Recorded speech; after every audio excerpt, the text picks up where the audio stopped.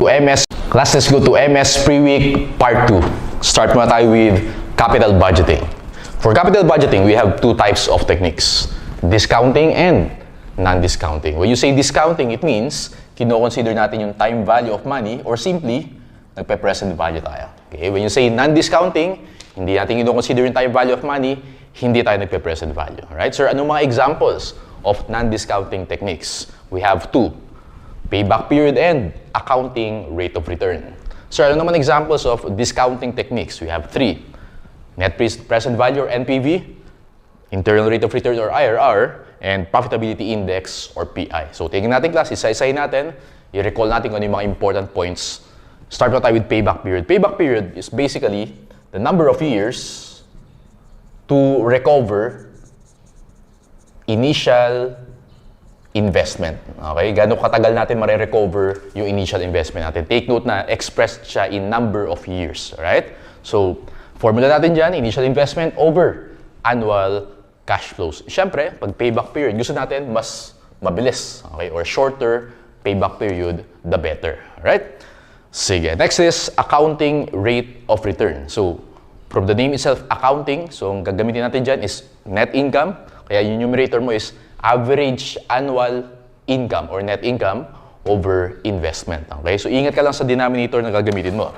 So, sa denominator na investment, tignan mo muna, if with salvage value na given sa problem, gagamitin mong investment is the average. Okay? If no salvage value, gagamitin mong investment is just the initial investment. Okay? So, ganoon lang siya. Average annual income over investment, tignan mo muna kung may salvage value, average gamitin mo. Kapag walang salvage value, kung ano yung initial investment.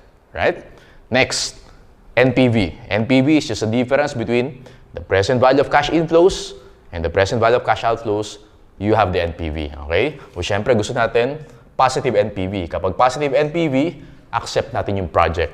Kapag negative NPV, i-reject natin yung project. Alright? So, para ma-recall natin, ito yung timeline natin. Let's say 5 years yung project natin.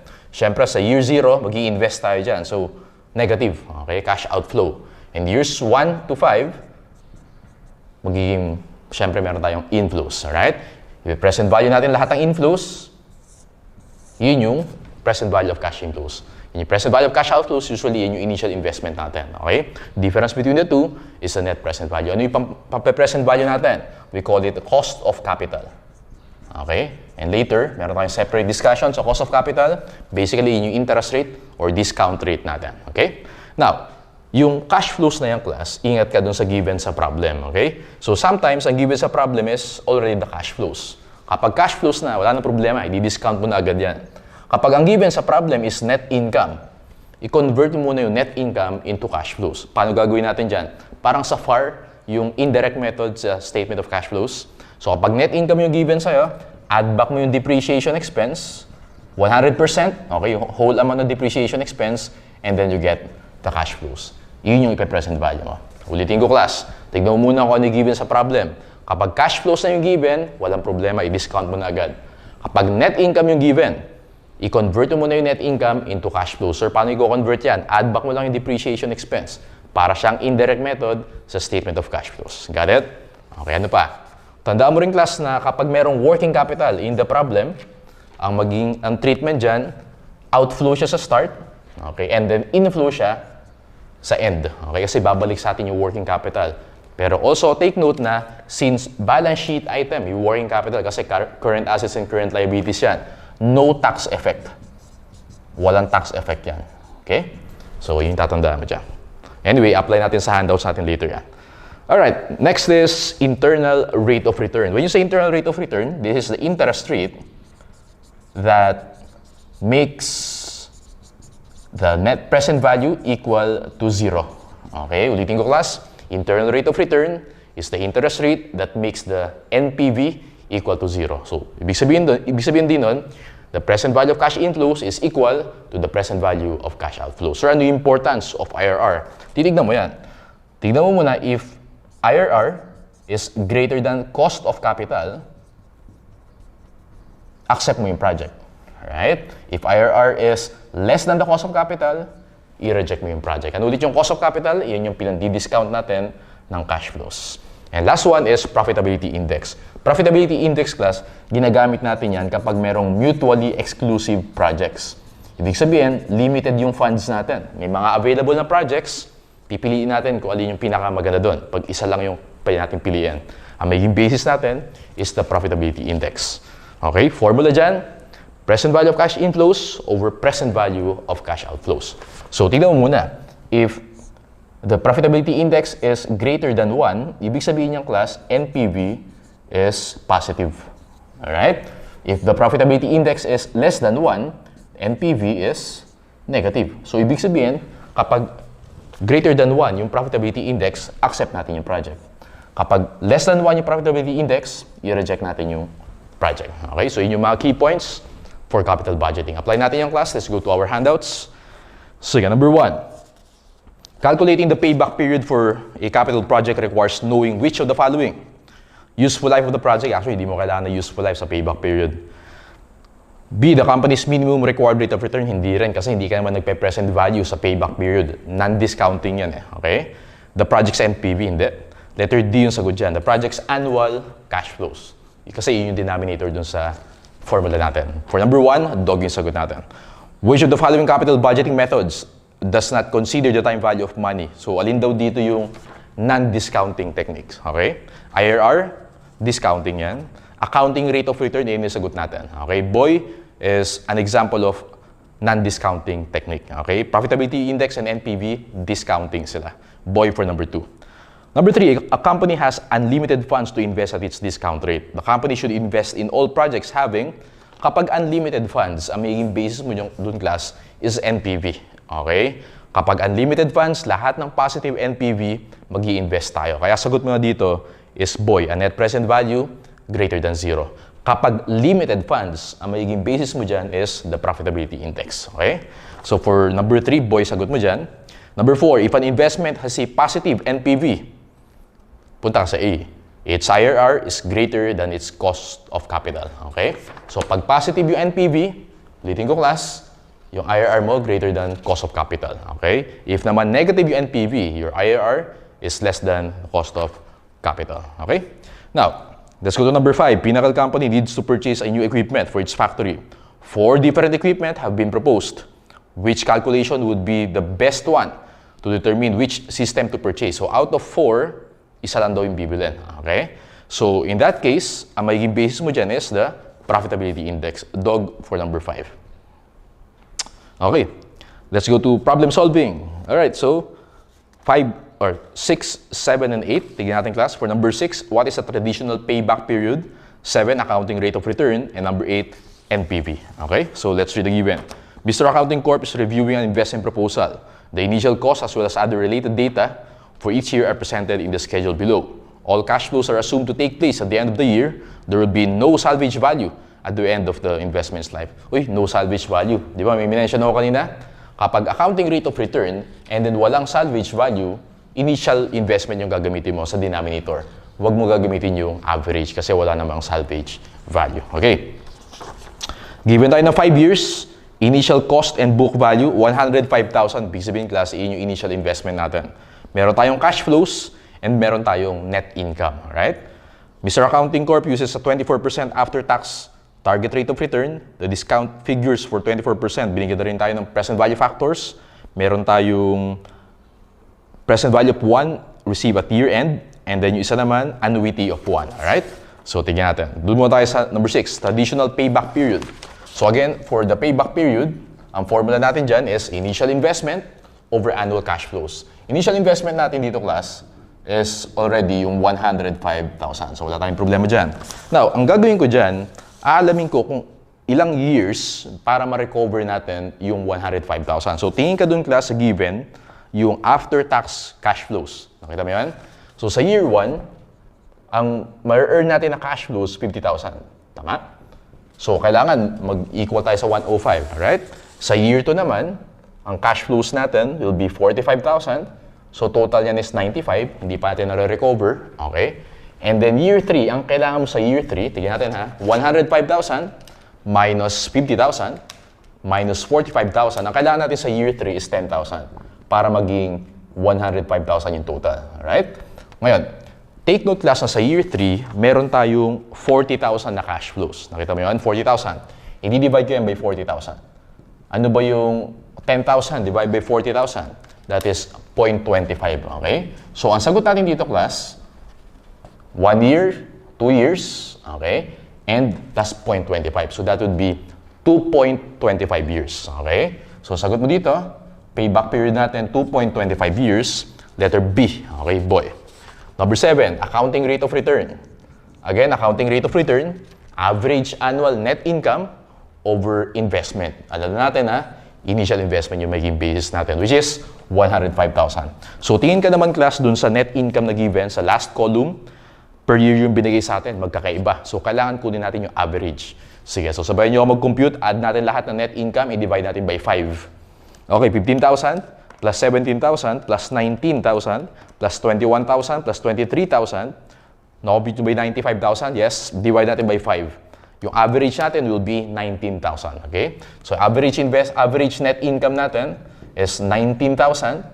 I-divide natin by the initial investment of 105,000. Our accounting rate of return, 19,000 divided by 105,000 is 18.1%. 18.1%, that is letter A. And number 8, NPV. So, alam natin class, NPV is just present value of cash inflows minus present value of cash outflows. You get your net present value. Okay? Meron na tayong present value of cash outflows, which is yung 105,000 initial investment natin. Doon naman tayo sa present value of cash inflows, then makukuha natin yung sagot. Okay? So, paano yan, sir? Again, ang important sa atin is the cash flows. Given na tayo ng cash flows, yung nasa third column, okay? After-tax cash flows. Naka-after-tax na. So, ipe-present value na lang natin siya. Given na rin tayo ng mga PV factors. So, sir, paano gagawin mo dyan? Ipe-present value ko yan per year. Okay? So, sa year 1 muna tayo. Tama ba, class? Meron tayong cash flows sa year 1, 50,000. I-discount natin yan, multiply natin by 0.81. Sa year 2 naman, meron tayong cash flows of 45,000. Multiply natin by the PV factor of 0.65. Year 3, we have 40,000. Multiply natin by 0.52. Year 4, we have 35,000. Multiply natin by 0.42. And last one, year 5, 30,000. Multiply natin by 0.34. Okay? And then let's compute. So 50,000 times 0.81, you have 40,500. 45,000 times 0.65, you have 29,250. Okay? 40,000 times 0.52, you have 20,800. 35,000 times 0.42, 14,700. And then, last one, 30,000 times 0.34, you have 10,200. Add natin lahat yung class, 40,500 plus 29,250 plus 20,800 plus 14,700 plus 10,200, you get 115,450. Yun yung present value of cash inflows natin. So, 115,450, i-minus natin yung 105,000. Okay, answer mo dyan, 10,450. Positive yung NPV, ibig sabihin, accept natin yung project. Sagot mo dyan, class, boy, the net present value is 10,450. Okay, next, isa pang capital budgeting para ma-master natin. Okay, sige, for the next 4 questions. Number 9, CPA Industries net cash outflow in the capital budgeting decision. Number 10, CPA Industries discounted annual depreciation. Kapag may depreciation, remember, meron tayong tinatawag na tax shield. Okay? Kasi yung depreciation, makakapag-decrease siya ng taxable income natin, makakapag-decrease siya ng taxes natin. Alright? And then number 11, contribution margin. And then number 12, overall impact of working capital. Okay, so let's read the given. In order to increase production capacity, CPA Industries is considering replacing an existing production machine with a new technologically improved machine effective January 1. The following information is being considered by CPA Industries. First bullet, the new machine would be purchased for 160,000 in cash. Shipping, installation, testing would cost 30,000. Tama ba, class? Ang total yan is 190,000, okay? Ang tanong sa number 9, how much do you net cash outflow? So, ganito gagawin ko dyan. So, number 9, meron tayong ilang years ba yung project dito? Let's continue reading mo. The new machine is expected to increase annual sales by 20,000 units. Sales price is 40 per unit. Incremental operating cost, 30 per unit. So, class, tama ba yung selling price na 40? minus mo dun sa 30, yun yung contribution margin natin. Susulat mo muna, contribution margin is 10 pesos per unit. The investment in the new machine will require an immediate increase in working capital of 35,000. Sabi ko kanina, yung working capital, considered as initial investment yan. Negative yan, right? The cash outflow will be recovered at the end of year 5. So, 5 years yung project natin. So, ganito mangyayari dyan, class. Sa year 0, so 1, 2, 3, 4, 5. 1, 2, 3, 4, 5. Okay, so ang tanong sa atin sa number 9, how much daw yung net cash outflow natin? Or basically, investment natin at year 0. Punta ka ulit sa first bullet. Tama ba, class? Yung purchase price natin is 160,000. And then meron tayong shipping, installation, and testing. Siyempre, gastos din yan. Outflow yan, 30,000. Don't forget, working capital. How much yung working capital? Tingin ko sa third bullet, 35,000. Yan yung total cash outflow natin at the start. So, 160,000 plus 30,000 plus 35,000, you have 225,000. Sagot natin, class. For number 9, letter D, 225,000. Number 10. CPA Industries discounted annual depreciation tax shield for the year of replacement is, tingin ka doon sa fourth bullet, CPA uses straight-line depreciation for financial reporting and tax purposes. The new machine has an estimated life of 5 years. And last bullet, 40% daw yung tax rate natin. Right? And then, binigyan tayo ng PV factors. Now, ang tanong sa number 10, discounted annual depreciation tax shield. So, compute muna natin yung depreciation natin. Alright? So, syempre, ang capitalizable lang dyan, class, sa PPE, okay, or equipment, is yung first two, okay, 190,000. Siyempre, yung working capital, hindi mo yung kinakapitalize. So, ang i-depreciate lang natin is yung 190,000, right? 190,000, i-divide ko yan by 5 years. Tama ba, class? 190,000 divided by 5, that gives you 38,000. So, ito yung depreciation natin. Pero sabi, after tax na, right? Ang tax rate natin is 40%, multiply mo by 60%. So, that gives you 38,000 times 0.6, 22,800. 22,800, ito yung, okay, so that is your, kapag, ulit natin. So, 190,000 over 5, alright? So, 190,000 over 5 is 38,000, okay? So, now, pagka tax shield, tandaan nyo, class, kapag tax shield, diretso multiply ka sa tax rate, alright? Kasi depreciation, wala naman talaga yung cash outflow or wala siyang cash inflow, right? Kapag non-cash item, diretso multiply ka sa tax rate, alright? So, 38,000 times 40%, ang makukuha mo dyan, class, is 15,200. Alright? So, ulitin ko. Kapag, for example, gain or loss or depreciation, pag non-cash items, diretso multiply ng tax rate ng 40%. Kapag naman cash items, for example, revenues or expenses, times 60% naman, 1 minus tax rate. Got it? Alright, now, 15,200 sana yung sagot natin. Kaya lang nakalagay sa problem, discounted daw. I-discount pa natin yan. Pag wala nakalagay na discounted, yun yung sagot mo. Ito yung tax shield natin. Right? So, paano ulit class yung compute yung tax shield? Depreciation times tax rate. Hindi 1 minus tax rate ha, times tax rate lang. Okay? Ngayon, i-discount natin yan. Year 1 nangyari yan, so times 0.909. Right? 15,200 times 0.909, sagot mo dyan, 13,817, letter A. Okay, let's go to number 11. The acquisition of the new production machine by CPA will contribute a discounted net of tax contribution margin. So earlier, na-compute natin yung contribution margin is 10 pesos per unit. Tama ba? According to bullet number 2, 10 pesos per unit. And then, sabi dyan, balik tayo sa bullet number 2, the new machine is expected to increase annual sales by 20,000 units. So, gagawin ko dyan, 20,000 units, multiply ko yan by 10, yun yung contribution margin natin per unit. Tama ba, class? That is 200,000. Tama? Kaya lang, in-net of tax natin kasi nakalagay discounted net of tax. So, net of tax, ibig sabihin, multiply natin by 60%. Yun yung sinasabi ko kanina. So, yung contribution margin, which is selling price minus yung cost natin, di ba? Cash yun, cash items yun eh. 1 minus tax rate yan. Kapag non-cash, such as depreciation, diretso multiply mo ng tax rate lang yan. Okay? Sige, so 200,000 times 60%, you get 120,000. Pero ang tanong sa atin is the discounted and yung contribution margin per year yan. So tingin ka dun sa ordinary annuity, 5 years, nakita mo yung 3.791, multiply natin yan by 3.791. Sagot natin dito, class. is 454,920, letter D or dog. And last one, number 12, the overall impact of CPA Industries working capital investment for the new production machine. Okay, so yung year 0 natin, meron tayong negative na working capital of 35,000. Pero sabi dyan, marirecover daw natin siya year 5, tama? So sa year 5, marirecover natin yung 35,000, pero take note, in the future pa yan. So kailangan i-present value natin siya. Punta ka dun sa present value of 1, after 5 years is 0.621, okay? Times 0.621, present value natin siya, 35,000, times 0.621, you have 21,735. Siyempre positive kasi marirecover natin. So, minus 35,000, net effect niyan is negative 13,265, letter C. Okay, take note, kapag working capital, walang tax effect. Hindi natin consider yung tax rate dyan. So, number 12, letter C yung sagot natin. Okay, so that's for capital budgeting.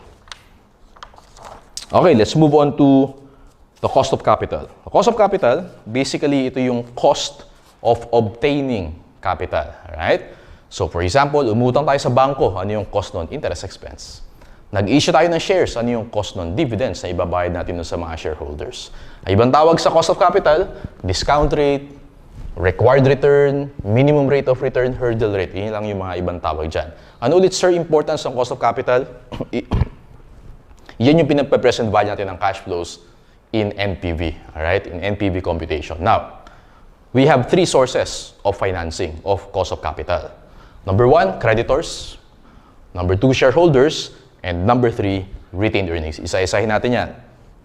First muna is creditors. For example, bank. Umutang tayo sa bangko. Ang tawag natin doon, cost of debt. How do we compute for the cost of debt?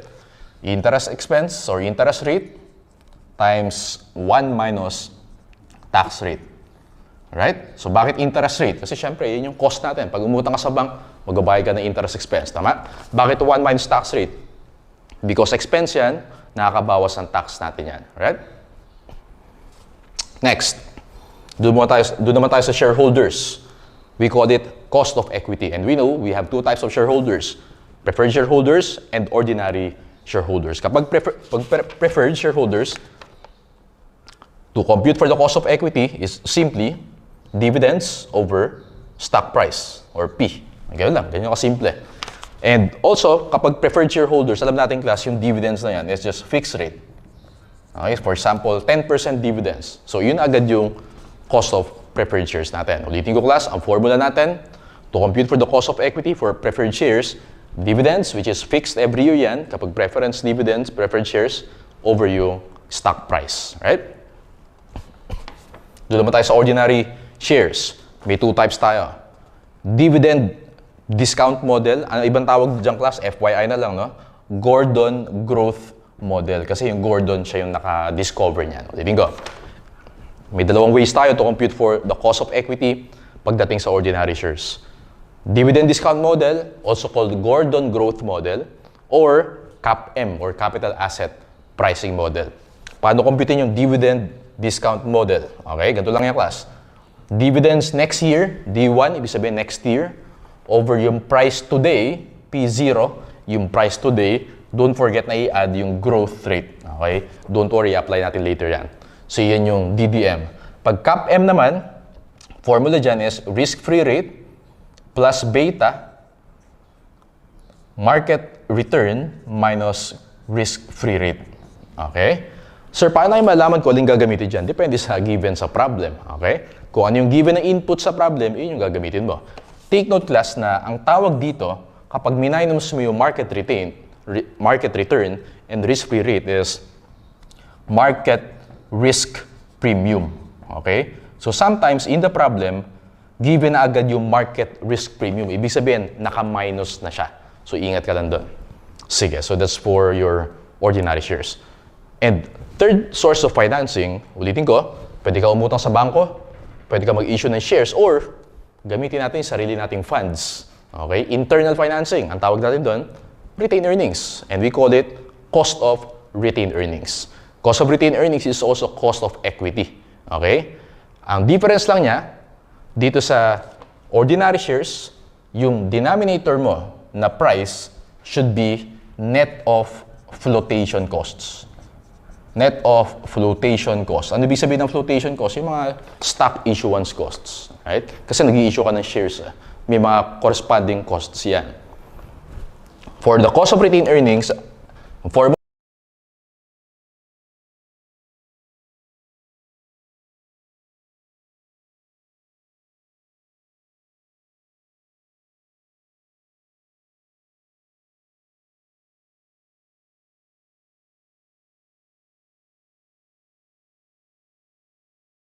mo dyan, dividend next year, D1, over price today, plus G. Uy, sir, parang pareho sila nito sa dividend discount model. Yes, pareho sila. Pero yung denominator mo, hindi mo kailangan mag-minus ng flotation cost. Bakit, sir? Hindi ka naman mag-i-issue ng shares. Yun yung difference niyan. Ito, yung ma-minus mo yung flotation cost, ito hindi. Alright? Kaya usually, class, mas mababa yung cost of retained earnings than your cost of ordinary shares. Okay, ganun siya. Alright, so sige. Apply muna natin yan. Let's go to our handouts. Number 1, cost of capital is, punta ka doon sa letter C. The cost the company must incur to obtain its capital resources. Ano yung example ng cost of capital? Well, pag umutang ka sa bank, bayad ka ng interest. Yun yung cost of debt. Pag nag-issue ka ng shares, bayad ka ng dividends. Yun yung cost of equity. Letter C, sagot natin for number 1. Number 2, in computing the cost of capital, the cost of debt, capital is determined by, ano yung formula natin kapag cost of debt? Interest rate times 1 minus tax rate. Okay? Bakit interest rate? Kasi nagbabayad tayong interest sa bangko. Bakit 1 minus tax rate? Because tax deductible yung interest na yan. Right? So, boy yung sagot mo dyan for number 2. Number 3, the basis for measuring the cost of capital derived from bonds and preferred stock is the, punta ka sa A. Okay? Yung bonds natin, alam natin, or yung debt, after-tax rate of interest for bonds, alam na natin yan. And yung sa preferred stock naman, stated annual dividend rate. Kung maalala nyo class, kapag preferred shares or preferred stocks, yung dividends on fixed yun every year. Tama ba? Ito siya. Fixed yung dividends natin na yan. Okay? So letter A, sagot natin for number 3. Number 4, when calculating the cost of capital, the cost assigned to retained earnings should be, okay, so kakasabi ko lang kanina, boy, sagot mo dyan, lower than the cost of external common equity. Mas mababa yung cost of retained earnings natin than cost of our ordinary shares. Okay, bakit sir?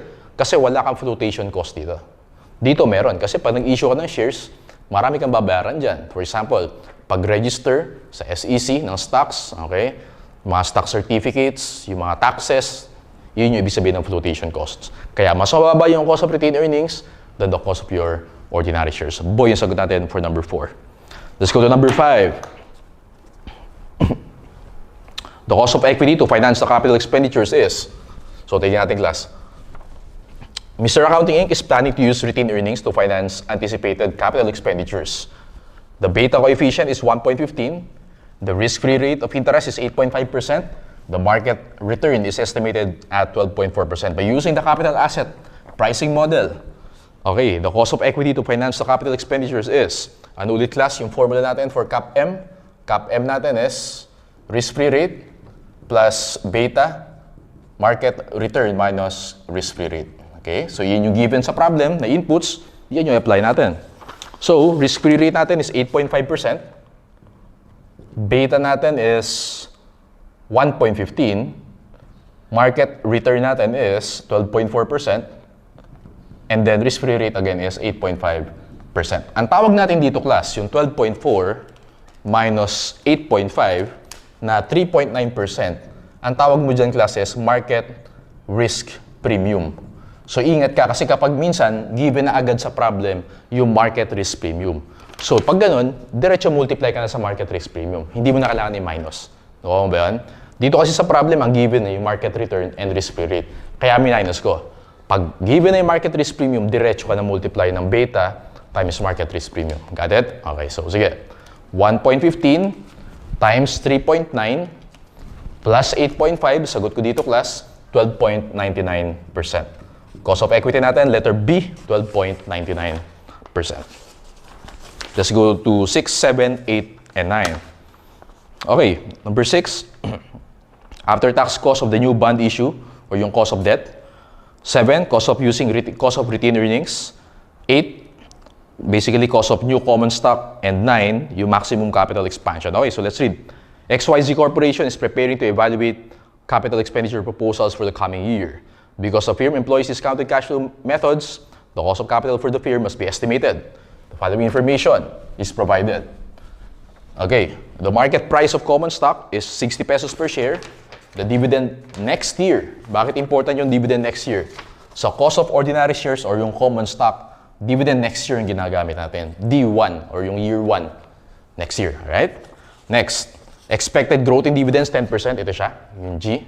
So ibig sabihin, for this one, dividend discount model gagamitin mo, hindi CAPM. Okay, kasi yun yung nasa kung yung inputs sa problem. New bonds can be issued with a face value 10% coupon rate. And then current capital structure 40% long-term debt, 60% equity. Anticipated earnings to be retained or yung retained earnings 3 million. The firm has 40% marginal tax rate. So number 6, basically after-tax cost of the new bond issue, ano daw yung cost of debt, okay? Interest rate natin dyan, according to the fourth bullet, is 10%. Okay? And then, syempre, 1 minus tax rate times 1 minus tax rate, according to the last bullet, is 40%. 10% times 60%. Sagot mo dyan, class. 6%. Boy, is the cost of debt natin. Number 7, cost of retained earnings. Ano nga ba, class, yung gagamitin natin pag cost of retained earnings? Dividend next year over price today plus growth. Right? Ano yung dividend next year? Tingin ka dun sa second bullet, 3 pesos. Ano yung price today? Tingin ka sa first bullet, 60 pesos. Ano yung growth rate? Punta ka sa third bullet, 10%. Cost of retained earnings natin, 3 over 60 plus 0.1. You have 15% dog for number 7. Number 8, if the company must assume a 20% flotation cost on new stock issuances, what is the cost of new common stock? Pag nag-issue tayo ng shares, meron tayong mga costs dyan. Ang tawag doon, flotation cost. Paano ulit computein yung cost of ordinary shares or cost of common stock? D1 over P0 plus G. Pero dapat naka-net of flotation cost yan. So gagawin ko dyan, D1 natin is 3, P natin is 60, pero may flotation cost tayo na 20% according to the problem, to question A, 20% daw. So ibig sabihin, multiply ko by 80% yan. Okay, denominator ko magiging 48. Okay, so ganun siya. And then, plus yung growth natin na 10%. O sige nga, class, 3 over 48 plus 0.1. Sagot natin dyan, class, 16.25%. Sagot natin for number 8 is dog 16.25%. And then number 9, the maximum capital expansion that can be supported in the coming year without resorting to external equity financing. Punta ka dun sa second to the last bullet. Nakalagay dyan, anticipated earnings to be retained in the coming year are 3 million. Yun yung retained earnings natin. So, meron tayong retained earnings na 3 million. Pwede natin gamitin yan for the project. Okay? And kung pupunta ka dun sa third to the last bullet, yung current capital structure daw, 40% debt and 60% equity. So, 40% debt, 60% equity. Tama ba, class? Yung retained earnings, equity yan. Tama? So, ang gagawin ko dyan, pag dinivide ko by 60% yan, makukuha ko dito is 5 million. Actually, yan ay sagot ko, 5 million. Kaya letter C yung sagot dyan. So, paano nangyari yan? Ganito yan. For example, meron tayong total capital na kailangan for the project of 5 million. Okay? Kunyari, 5 million. 40% yan, uutangin natin sa bangko. Debt yon. 60% equity yan. Ano yung 40% of 5 million? 2 million, uutang tayo sa bangko. Tama? Ano yung 60% of 5 million? 3 million, which is yung retained earnings natin. Gagamitin natin yung retained earnings. Hindi natin kailangan mag-issue ng shares up to 5 million na capital. Right? Kailan tayo mag-i-issue ng shares? Kapag sumobra sa 5 million. For example, 6 million yung capital. O, yung 1 million dyan, kailangan mag-issue na tayo ng shares kasi ubos na yung retained earnings natin. Yun yung ibig sabihin ng, basahin natin, the maximum capital expansion that can be supported in the coming year without resorting to external equity financing. Magre-resort tayo sa external equity financing pag sumobra ng 5 million. Sa example ko kanina, pag naging 6 million yan, yung 1 million, external financing yan or mag-i-issue na tayo ng shares. Alright? That's why sagot natin for number 9 is letter C. Okay. Sige. Let's go to financial statement analysis or FS analysis. Basically, we have 3 tools for FS analysis.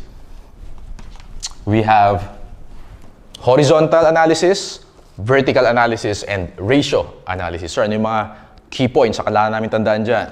When you say horizontal analysis, we evaluate financial statement items over a period of time. Okay? So, pwede mong isipin, parang graph yan. Na-analyze natin kung ano mangyayari over a period of time. Okay? Period of, for example, 3 to 5 years. Parang ganyan. Now, i-express natin yan as percentage change, right? Per year. Paano sa natin mako-compute yung percentage change? Meron tayong formula dyan. Year 2 minus year 1 over year 1. Pero ako ito ginagamit ko lagi. Mas madali siyang compute na. Year 2 over year 1 minus 1. Alright? So, ganyan siya. Ganyan yung horizontal analysis. Let's go to vertical analysis. Vertical analysis is also called common size analysis. Pagka naman vertical analysis, we evaluate the financial statement items within the FS as percentage. Depende yan. Kapag balance sheet, i-express natin yun as percentage of assets, of total assets. Kapag naman income statement, i-express natin siya as percentage of sales. Alright? So, ulitin ko, pag horizontal analysis, ang analysis natin dyan, over period of time. Okay? So, for example, years 1 to 5, parang gano'n. Pa-horizontal siya. Pag vertical analysis naman, for example, 1 year, okay? So, for each item ng financial statement natin, i-divide natin, kapag balance sheet, i-divide natin sa total assets. Pag income statement, i-divide natin by sales. Now, ang maganda sa vertical analysis, ginagamit natin yan to compare two companies with different sizes. Okay? So, ibig sabihin, class, si company A and company B, for example, magkaiba sila ng size. Si company A, maliit lang. Si company B, sobrang laking company. Kapag vertical analysis, comparable pa rin silang dalawa. Bakit, sir? Kasi ine-express natin as percentage. Alright? So, nagiging comparable kahit magkaiba yung size kapag gumamit tayo ng vertical analysis. And mag-focus tayo on ratio analysis. Ratio analysis, basically, ina-analyze natin yung relationships among the financial statement items. So, formulas yan. So, later magsasagot tayo ng ratio analysis. So, basically, for ratio analysis, we evaluate the liquidity. When you say liquidity, ability to pay short-term obligations. Solvency, when you say solvency, long-term obligations. And profitability, basically, we measure the performance of the company. So, pwedeng loss, pwedeng income, yun siya, profitability. Now, maraming formulas for ratio analysis, pero may pattern yan, okay? Ito yung tatandaan yung pattern. Kapag ang formula, may nakalagay na return, okay? For example, return on assets, return on equity. Laging numerator mo, ano yung numerator, yung nasa taas ng formula, always net income yan. All the time, okay? Pag return, net income yung numerator mo. Pag naman turnover, okay? Most of the time, hindi lagi pero most of the time, yung numerator mo is sales. Okay, tandaan mo yan. Pag naman margin, nakalagay sa formula, ano ba example ng turnover? Asset turnover, mga ganyan. Pag margin naman, sabi, gross margin, 100% of the time, always, yung denominator mo is the sales. Okay? And remember class, last one, kapag yung formula natin is, yung numerator is an income statement item, and yung denominator mo is a balance sheet item, yung balance sheet item na yan, average yung gagamitin mo. Obviously, kapag 2 years yung given, average. Kapag 1 year, syempre, hindi ka makakapag-average. Para maging comparable. Kasi yung income statement item, for the period yan Yung balance sheet kasi cumulative amounts yan, tama? So kapag income statement over balance sheet, gagawin mong average yung balance sheet. Pero for example, income statement over income statement, wala kang average doon. Balance sheet over balance sheet, wala kang average doon. Kailan ka lang mag-average? Income statement over balance sheet para maging comparable silang dalawa. Okay. Let's apply. Number 1, which of the following is not a tool? Horizontal analysis, kasama yan. Vertical, yes. Ratio, yes. Circular analysis, wala yan. Dog for number 1. Number 2, which of the following is not a characteristic? Generally evaluated.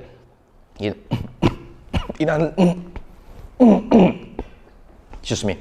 In analyzing financial statements, liquidity, yes. Profitability, yes. Solvency, yes. Pag liquidity, short-term obligation. Solvency, long-term obligation. And profitability, basically is about the performance of the entity. Walang marketability, okay? Number 3, common size financial statements help an analyst to, punta ka dun sa C. Ito yung highlight ko kanina. Kahit magkaibang size, yung two companies, magiging comparable pa rin yan kasi expressed as percentage kapag common size. Common size, alin yung common size? Vertical analysis. Letter C, compare the mix of assets, liabilities, capital, revenue, expenses within a company over a period of time or between companies within a given industry without respect to size. Kahit magkakaibang sizes, okay lang. Letter C. Number 4, ratios are used as tools in financial analysis. Punta ka sa boy. Because they may provide information that is not apparent from inspection of the individual components of the ratio. Letter B for number 4. Number 5, when a balance sheet amount is related to an income statement amount in computing a ratio, kakasabi ko lang. Okay, punta ka sa C. The balance sheet amount should be converted to an average for the year. Obviously, kapag 2 years yung given. Kapag 1 year lang, paano ka makakapag-average? Kapag 2 years, right? Sige, now, let's compute for ratios. Apply natin yung pattern na sinabi ko kanina. Okay, so, CPA Corporation's most recent balance sheet and income statement appear below. So, meron tayong 2 years worth na data. Yung income statement, obviously, for the year lang yan. Isang taon lang yan. Tingin ka dun sa last paragraph. Dividends on common stock during year 2 totaled 30,000. Dividends on preferred stock totaled 10,000. And market price, 4.86 per share. Use 365 days. Okay, number 6, working capital. Pag sinabi working capital, current assets minus current liabilities. Punta tayo dun sa balance sheet. Current assets, nakita mo yung 560? Yes. Minus current liabilities. Siyempre, tingin ka dun sa year 2. Alright? Current liabilities, nakita mo yung 270. Alright? So, 560 minus 270, that is 290. Tama ba? So, 560 minus 270, 290,000. Letter C for number 6. Number 7, current ratio. Current ratio, alam natin, current assets over current liabilities yan. So, 560 over 270. 560 over 270, you have 2.07. 2.07 for number 7, dog is our answer. Number 8, acid test ratio or yung quick ratio. Tatanggalin mo dyan yung mga hindi liquid na items. So, huwag mo isasama dyan yung inventory and prepaid expenses. Okay? Parang current ratio din siya, pero walang inventory and prepaid expenses. So, tingin tayo sa balance sheet.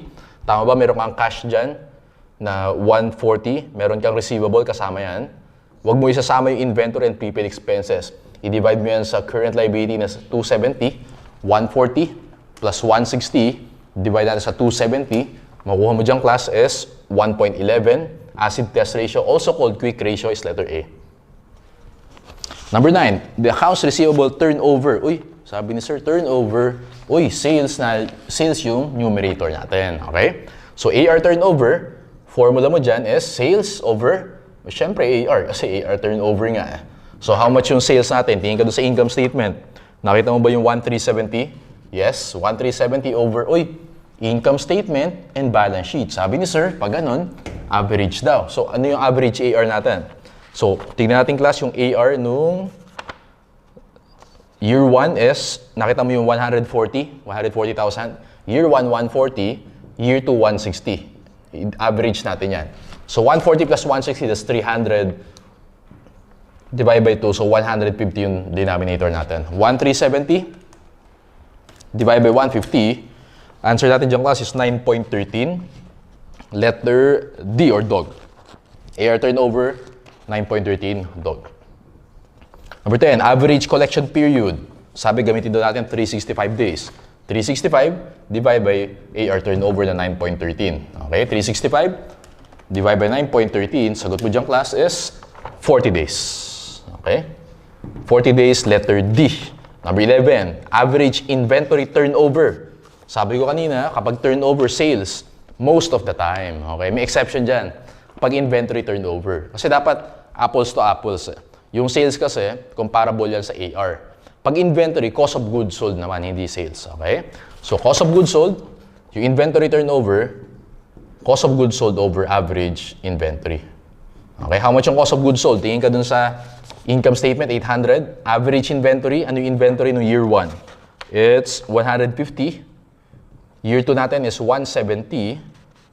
Okay? Tama ba? 150, yes. Divide by 2 para makuha natin yung average. 150 plus 170 divide by 2. So, 160 yung denominator natin. 800 divided by 160, makukuha natin dyan class is 5. Inventory turnover, letter C, 5. Number 12, days in inventory, 365, divide by inventory turnover, 365, divide by 5. Sagot mo dyan class, 73 days, letter D or dog. Number 13, times interest earned. O, tandaan mo na lang, times interest earned, earnings before interest and taxes over interest expense. Okay, earnings before interest and taxes, yan din yung operating income natin. Okay, same lang sila.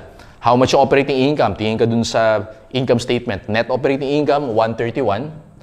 Interest expense natin is 31. So how much yan? 131 divide by 31, you get 4.23. Letter A for number 13.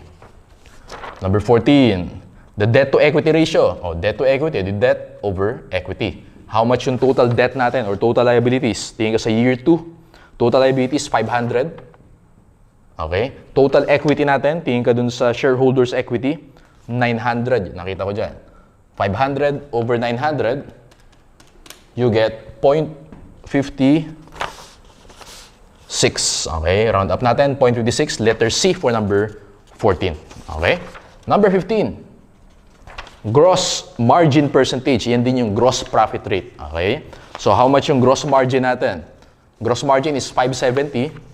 Okay? Gross margin percentage. 570 gross margin natin. Uy, sabi ni sir, kapag margin, sales yung denominator natin. Okay? Always. So, sales natin, in the problem is 1,370. 570 over 1,370. Gross margin percentage natin is 41.6%. Letter C. 41.6%.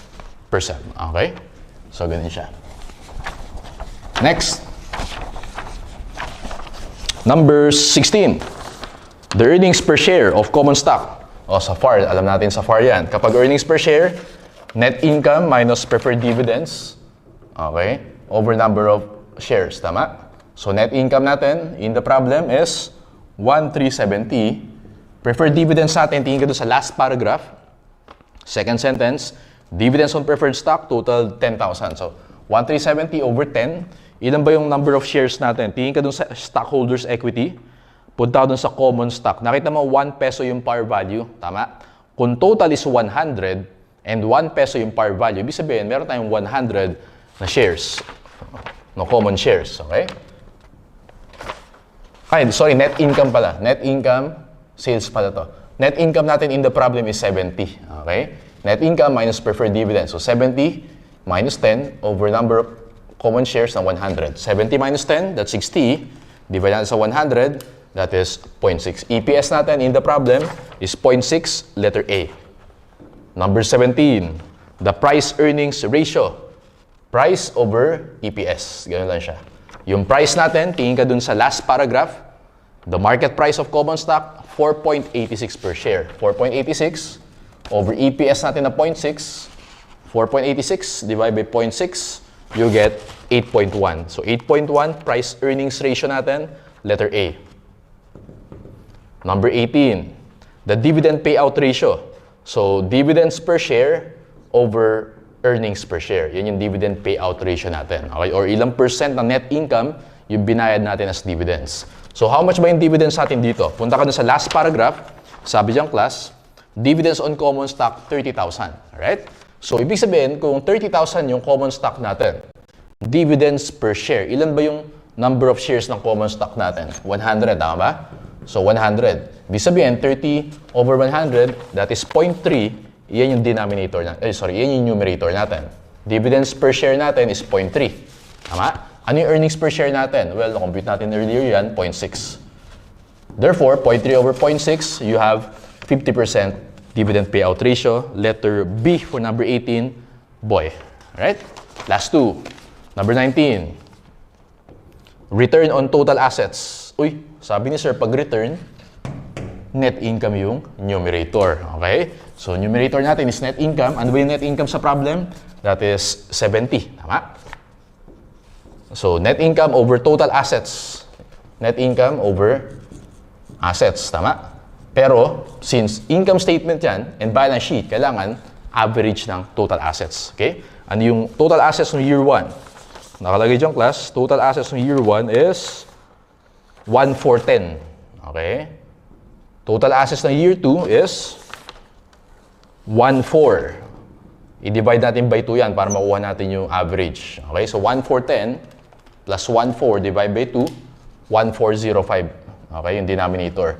70 over 1,405. Sagot natin dito, class. So, na yan. Sagot natin is, for number 19, 4.98%.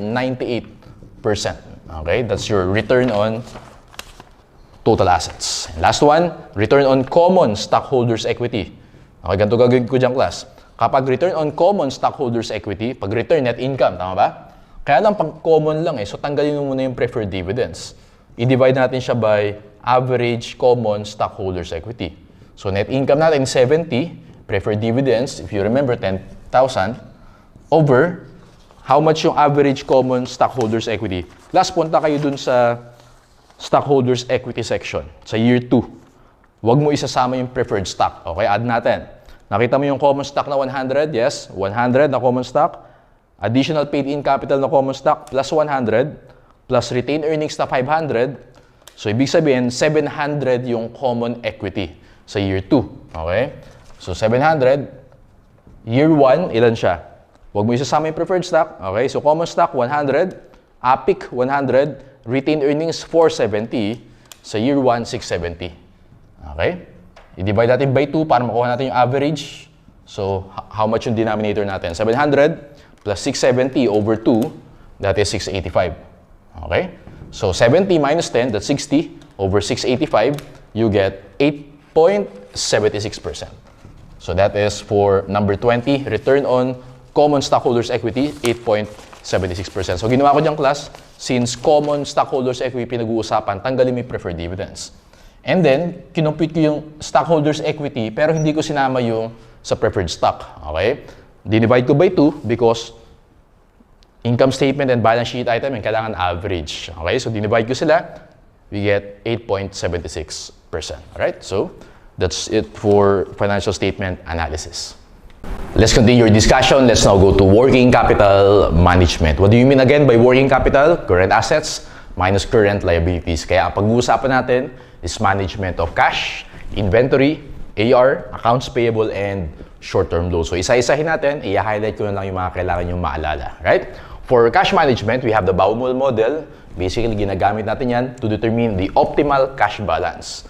Formula for the optimal cash balance is square root of 2 times annual demand times transaction cost over carrying cost, which is usually expressed as a percentage. Okay? So, later, i-apply natin yung formula na yan sa handouts natin. Next is float. We have two types, positive float and negative float. So we have to minimize the negative float and maximize the positive float.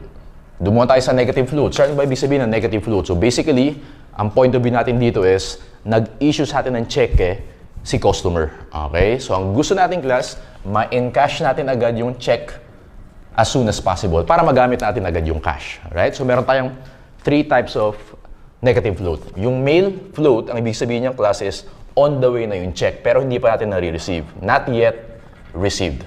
Okay? Yung processing float naman, na-receive na natin pero not yet deposited. Okay? And then yung clearing float naman, deposited na pero not yet cleared. Okay? So gusto natin ma-minimize yan, again, para magamit agad natin yung cash for business purposes, right? Yung opposite naman yan is the positive flow. Tayo naman yung nag-issue ng check doon kay supplier. Gusto nating i-maximize yan, or ibig sabihin nun, gusto nating i-delay yung payment, okay? Para magamit pa natin yung cash, okay? So, yun yung concept ng float. Next is inventory management. So, nandyan yung EOQ, or the optimal economic order quantity, or basically, yun yung optimal na quantity whenever na mag-order tayo from the supplier, right? So, formula niyan, actually, same lang yan dito sa optimal cash balance. 2 times the demand, annual demand, times transaction cost. Yung transaction cost dito is the ordering cost over the carrying cost. Alright? And tandaan nyo class, at EOQ, the ordering cost is equal to carrying cost. Equal yung dalawa na yan. Okay? Ano ulit yung ordering cost? Yun din yung transaction cost. Alright? And at EOQ, this is the lowest possible cost. Right? So, kaya optimal siya. Yan yung lowest possible cost natin.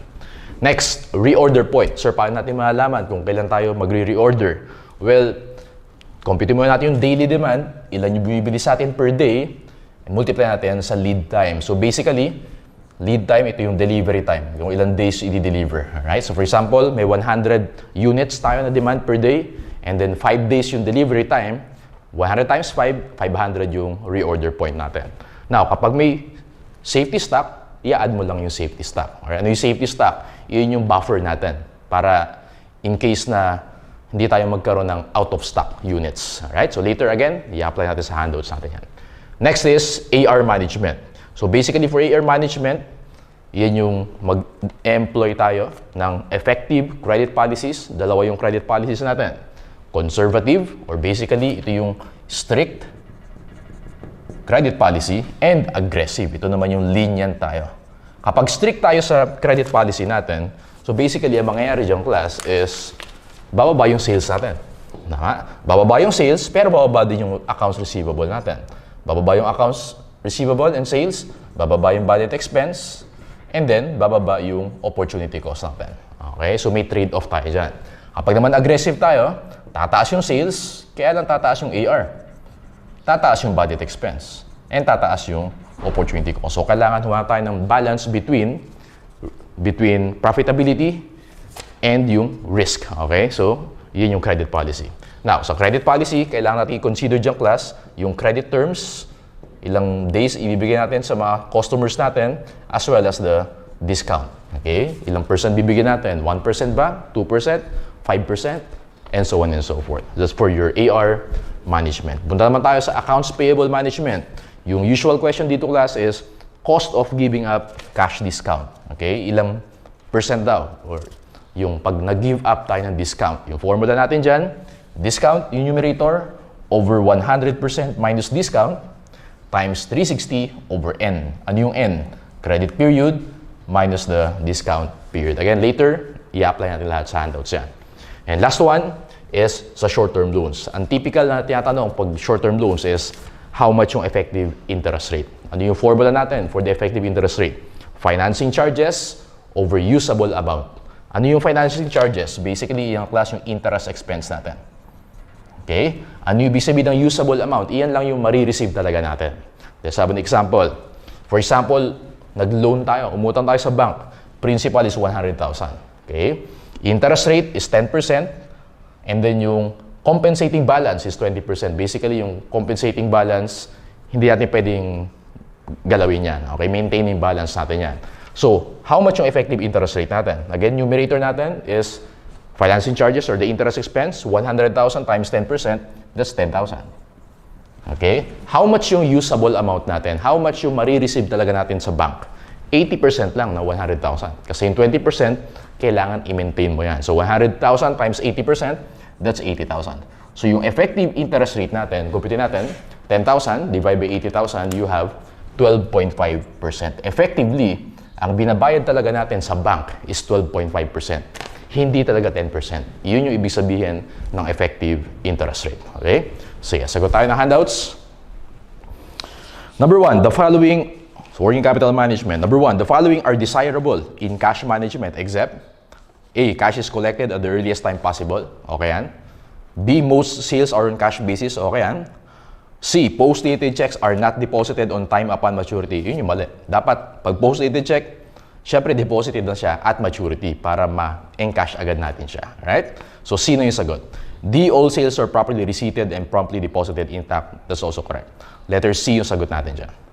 Number 2, the level of accounts receivable will most likely increase as, punta ka dun sa boy, yun yung best among the choices. Credit limits are expanded. So, ibig sabihin, more relaxed tayo, more lenient. Okay? Lenient tayo. So, sa credit policy natin, credit sales increase and credit terms remain the same. Okay? Among the choices, letter B is the best answer.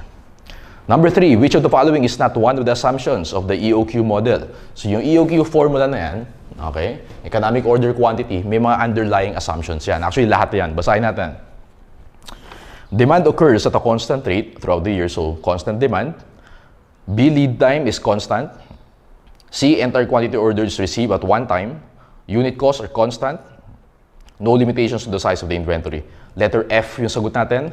All of the above are assumptions of the EOQ model. Number 4, a company obtaining short-term financing with trade credit will pay a higher percentage financing cost. Everything else equal? When? So in this case, i-apply mo dyan class is this one. Okay? Yung cost of giving up cash discount. So sabi dyan, kailan daw magiging mataas yung cost na yan? Ang sagot dito actually class is letter D. The supplier offers a longer discount period. Okay? Nasaan ba yung discount period dyan? Sa formula natin, yung N natin, credit period minus discount period. Tama ba class? Kapag tumaas yung discount period natin na yan, bababa yung N natin. Tama ba? So kung bababa yung N natin sa formula na yan, yung buong formula, tataas yan. Kasi bababa yung denominator mo eh. Ibig sabihin, tataas yung cost of giving up cash discount natin. Okay? That's why, ang sagot dito class, basahin ulit natin, a company obtaining short-term financing with trade credit, ibig sabihin yun yung discount, okay, will pay a higher percentage financing cost when pag tumaas yung discount period natin. Because bababa yung N, tataas yung cost of giving up cash discount. Dog yung sagot natin. Letter D. Okay, now, apply natin yung mga formula sa sinulat ko dyan. Let's go to numbers 5, 6, and 7. This is about the optimal cash balance. Sige, number 5. According to the Baumol model, what is the optimal cash balance? Number 6. What should be the average cash balance? And number 7. What will be the total cost of maintaining the optimal average cash balance? Let's read the given. BAA company is trying to determine its optimal average cash balance. The firm has determined that it will need 5 million net new cash during the year. Ano yung 5 million na yun? Yun yung D or yung demand natin. Okay? Annual demand. The fixed transaction cost, nasa numerator natin yan. And the firm earns 10% on its marketable securities. Yung 10%, yun yung carrying cost natin expressed as a percentage. So sulat ko ulit, yung optimal cash balance natin is equal to square root of 2 times annual demand times transaction cost over carrying cost. Okay? So, lagyan lang natin yung figures 2 times ang annual demand natin, 5 million. Transaction cost natin is 50 and then carrying cost natin is 10%. Compute natin class yung optimal cash balance 2 times 5 million times 50, divide natin by 10% and then square root, nakuha ko dito is 70,711. Sagot natin class for number 5 is letter C, 70,711. Let's go to number 6. According to the Baumol model, what should be the average cash balance? Kapag average yung tanong, i-divide mo lang by 2 yung optimal cash balance natin. Okay? So 70,711 over 2, that is 35,356. 35,356, letter A yung sagot natin dyan. Okay? Yun yung average cash balance. Sige, let's go to number 7. What will be the total cost of maintaining the optimal average cash balance as determined by the Baumol model? Dalawa yung costs natin dito, right? So, meron tayong transaction cost and meron tayong carrying cost. Doon muna tayo sa transaction cost. Tama ba, class? Meron tayong annual demand na 5 million. Tama? And yung optimal cash balance natin is 70,711. Ibig sabihin, pag dinivide mo yan, 5 million over 70,711, mau-compute mo dito class is 70.71. Okay? 70.71. Ibig sabihin, iyan yung number of transactions natin throughout the year. Right? How much yung cost natin per transaction? 50 pesos. Okay? So, multiply natin by 50. Mau-compute mo dyan class is 3536. 3536. Nakuha niyo ba yan? Iyan yung total transaction cost natin. 5 million yung kailangan natin every year. 70,711 ang average transaction natin. Ito yung number of transactions natin for the year. Multiply natin by transaction cost, 50 pesos. Makukuha natin is 3536. Okay? Carrying cost naman. Paano sir yung carrying cost? Yung average cash balance natin, na-compute natin sa number 6, 35,356, multiply mo lang yan by 10%, the carrying cost. 10%, you get 3,536. As you can see, magkamukha yan. Kasi optimal cash balance ka. Okay, equal siya. So, add natin yung dalawa na yan. 3,536 times 2, that is 7,072. Letter boy for number 7. 7,072. Okay. Sige. Let's go to numbers 8, 9, 10, and 11. This is about inventory. Okay? So, kaya pinagsunod ko siya because yung Baumol model and EOQ, same lang yung formula nila. Alright? So, sige. Number 8, what is the economic order quantity or what is the EOQ? Number 9, how many orders should ABC place during the year? Number 10, if the lead time is 5 days, safety stock is 30 days, what inventory level should be placed? And then, if ABC holds a safety stock of 30 days supply, what is its average inventory level? Okay. Sige, so, number 8 tayo. What is the EOQ? Alam natin class, ang formula natin for EOQ, 2 times the demand times transaction cost over the carrying cost. And we know yung transaction cost here is the ordering cost. Alright? So, ABC Corporation expects to order 126,000 memory chips. Yan yung demand. Tama? So, ang gagawin ko lang dyan, plug in natin 2 times 126,000 times, let's continue reading. And it will use the chip at a constant rate. Fixed ordering costs are 200 per order. So again, yung ordering cost, yun yung nasa numerator natin, 200 pesos daw. Over, the purchase price is 25 and the firm's inventory carrying cost is equal to 20% of the purchase price. 25 and then, sabi dyan 20% daw of the purchase price yung carrying cost. Ibig sabihin yung carrying cost natin is 25 times 20%. Ano ba yung 25 times 20%? That is 5 pesos. So yung denominator mo is 5 pesos. Let's compute for the EOQ. 2 times 126,000 times 200 divided by 5 and then square root, makukuha mo dyan class, is 3,175. 3,175, that is our EOQ. Sagot natin for number 8 is letter B, 3,175. Okay? Every time na mag-order tayo, 3,175 units yan. Okay? Yun ibig sabihin ng EOQ. Number 9. How many orders should ABC place? Okay, so meron tayong 126,000 na demand for the year. Okay? And bawat order natin is 3,175. Tama? So ibig sabihin, ilang beses tayo mag-order throughout the year? 126,000 divided by 3,175, 39.68 times or 40 times. That is letter D. Tama lang? Kasi 126,000 kailangan natin sa buong year. Tama? Bawat order natin is 3,175 units. So divide mo yan, yan yung number of times na mag-order tayo. Okay? Sige, let's go to number 10. If the lead time for placing an order is 5 days, ano ulit class? Ibig sabihin ng lead time? Delivery time. Pag nag-order ka ngayon, 5 days daw. Pag nag-order ka ng Monday, Friday dadating. Parang ganun. And ABC holds a safety stock of a 30-day supply. Ano ibig sabihin ng safety stock? Ibig sabihin ng class, iyan yung buffer natin para hindi tayo out of stock sa mga customers. Okay, then what inventory level should an order be placed? So, ganito gagawin ko dyan. Computing ko muna yung daily demand, okay, and then multiply ko sa lead time. Kapag may safety stock, ipa-plus ko yan. O, pakita ko na sa inyo. Ano ulit class, yung annual demand natin is 126,000. Pag dinivide ko sa 360 yan, tama ba class? 126,000, divide natin sa 360 days, 350 per day. Okay? Yan yung daily demand natin. Tama? And then may lead time na 5, may safety stock na 30. So 5 plus 30 is 35. Tama? Times 35. Saan ko nakuha yung 35? 5 plus 30. Alright? So 350 times 35. Sagot mo dito class, 12,250. Alright, so yun ibig sabihin yan. Okay?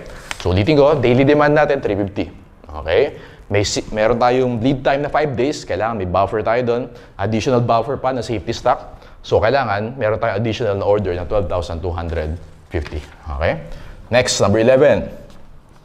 If ABC holds a safety stock equal to 30 days supply of chips, what is its average inventory level? Pag sinabi mong average inventory level, EOQ, divide natin by 2. 3,175 divided by 2, okay? 3,175 divided by 2, that is 1,587.5. Kaya lang sabi dyan, meron ka daw 30 days supply, okay, na safety stock. So, paano gagawin mo dyan, sir? Pa-plus ko pa dyan yung 30 days times, tama ba, 350 per day, times 350, Compute natin yan. Basta yung EOQ mo lagi naka-average yan. Ito na yung EOQ, tama? Eh, meron ka pang safety stock. Tapos mo pa yan. So, 30 times 350 plus 1587.5, you get 12,088. Answer natin, class, letter A. Alright, so that's letter A.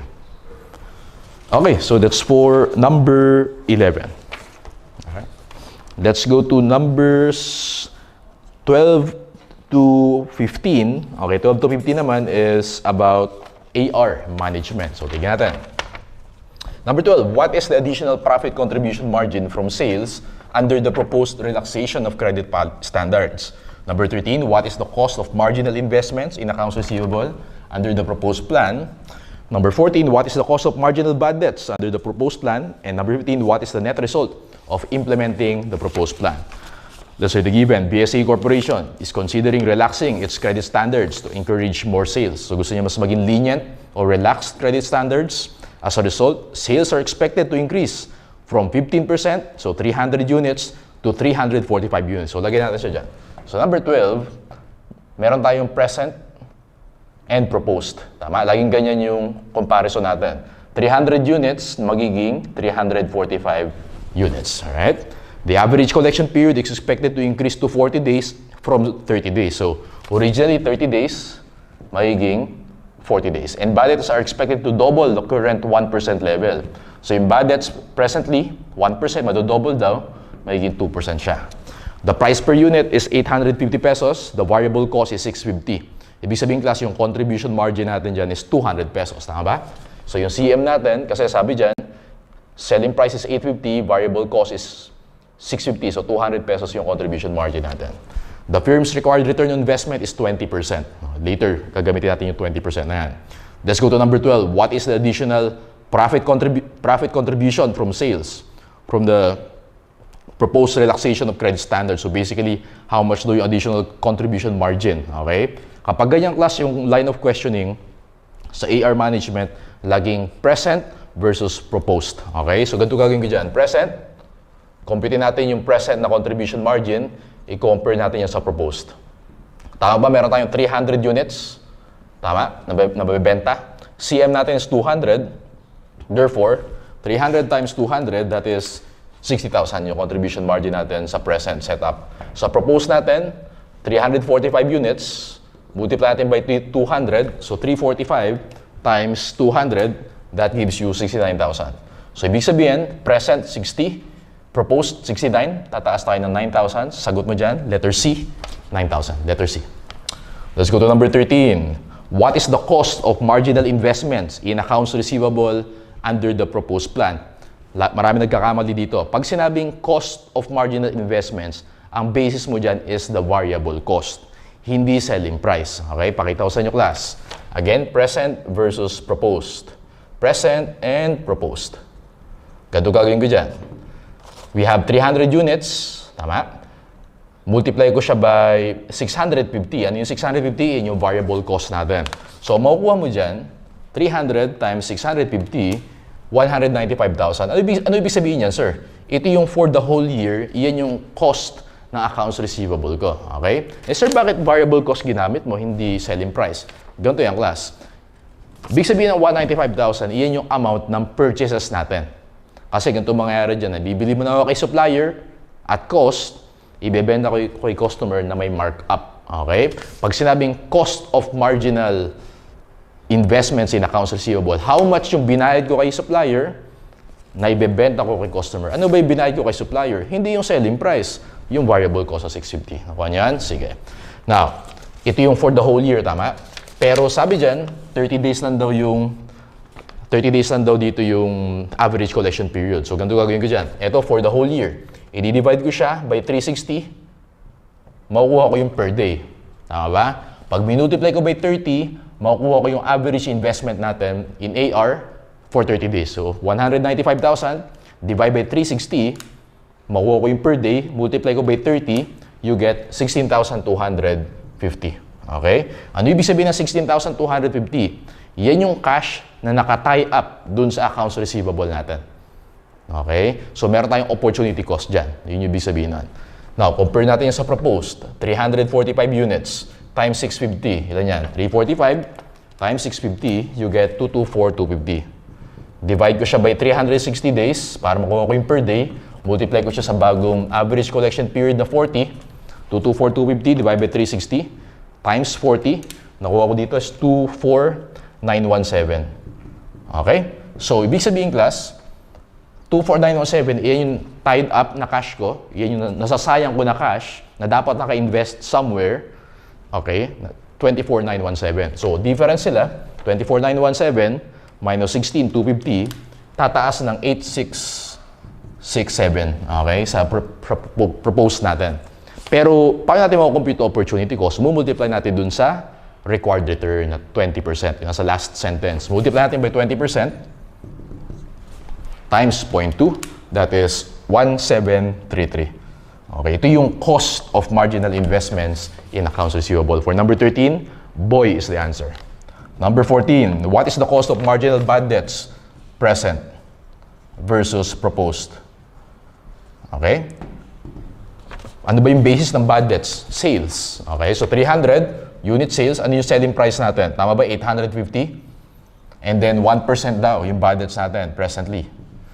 800 or 300 times 850 times 1%, you get 2,550. Yan yung budget expense natin presently. And propose natin, 345 units times 850 times 2%, 345 times 850 times 2%, you have 5,865. Okay? So, ibig sabihin, tumaas yung budget expense natin from present to proposed. Difference sila is 3,315. Tumaas ang 3,315. Sagot natin for number 14 is boy, 3,315. Number 15. What is the net result of implementing the proposed plan? So, yung ininet lang natin yung tatlo na yan. Okay? So, sa first natin, tumaas na 9,000 yung contribution margin natin. So, positive yan. And then, yung cost of marginal investment o yung opportunity cost natin, lagi ko na opportunity cost, mas tumaas yung opportunity cost natin sa proposed. So, ibig sabihin, negative yan. Okay? Kasi bad thing yun, na malaki yung opportunity cost. So, negative siya. Negative 1,733. And then, budget expense natin, tumaas din. How much?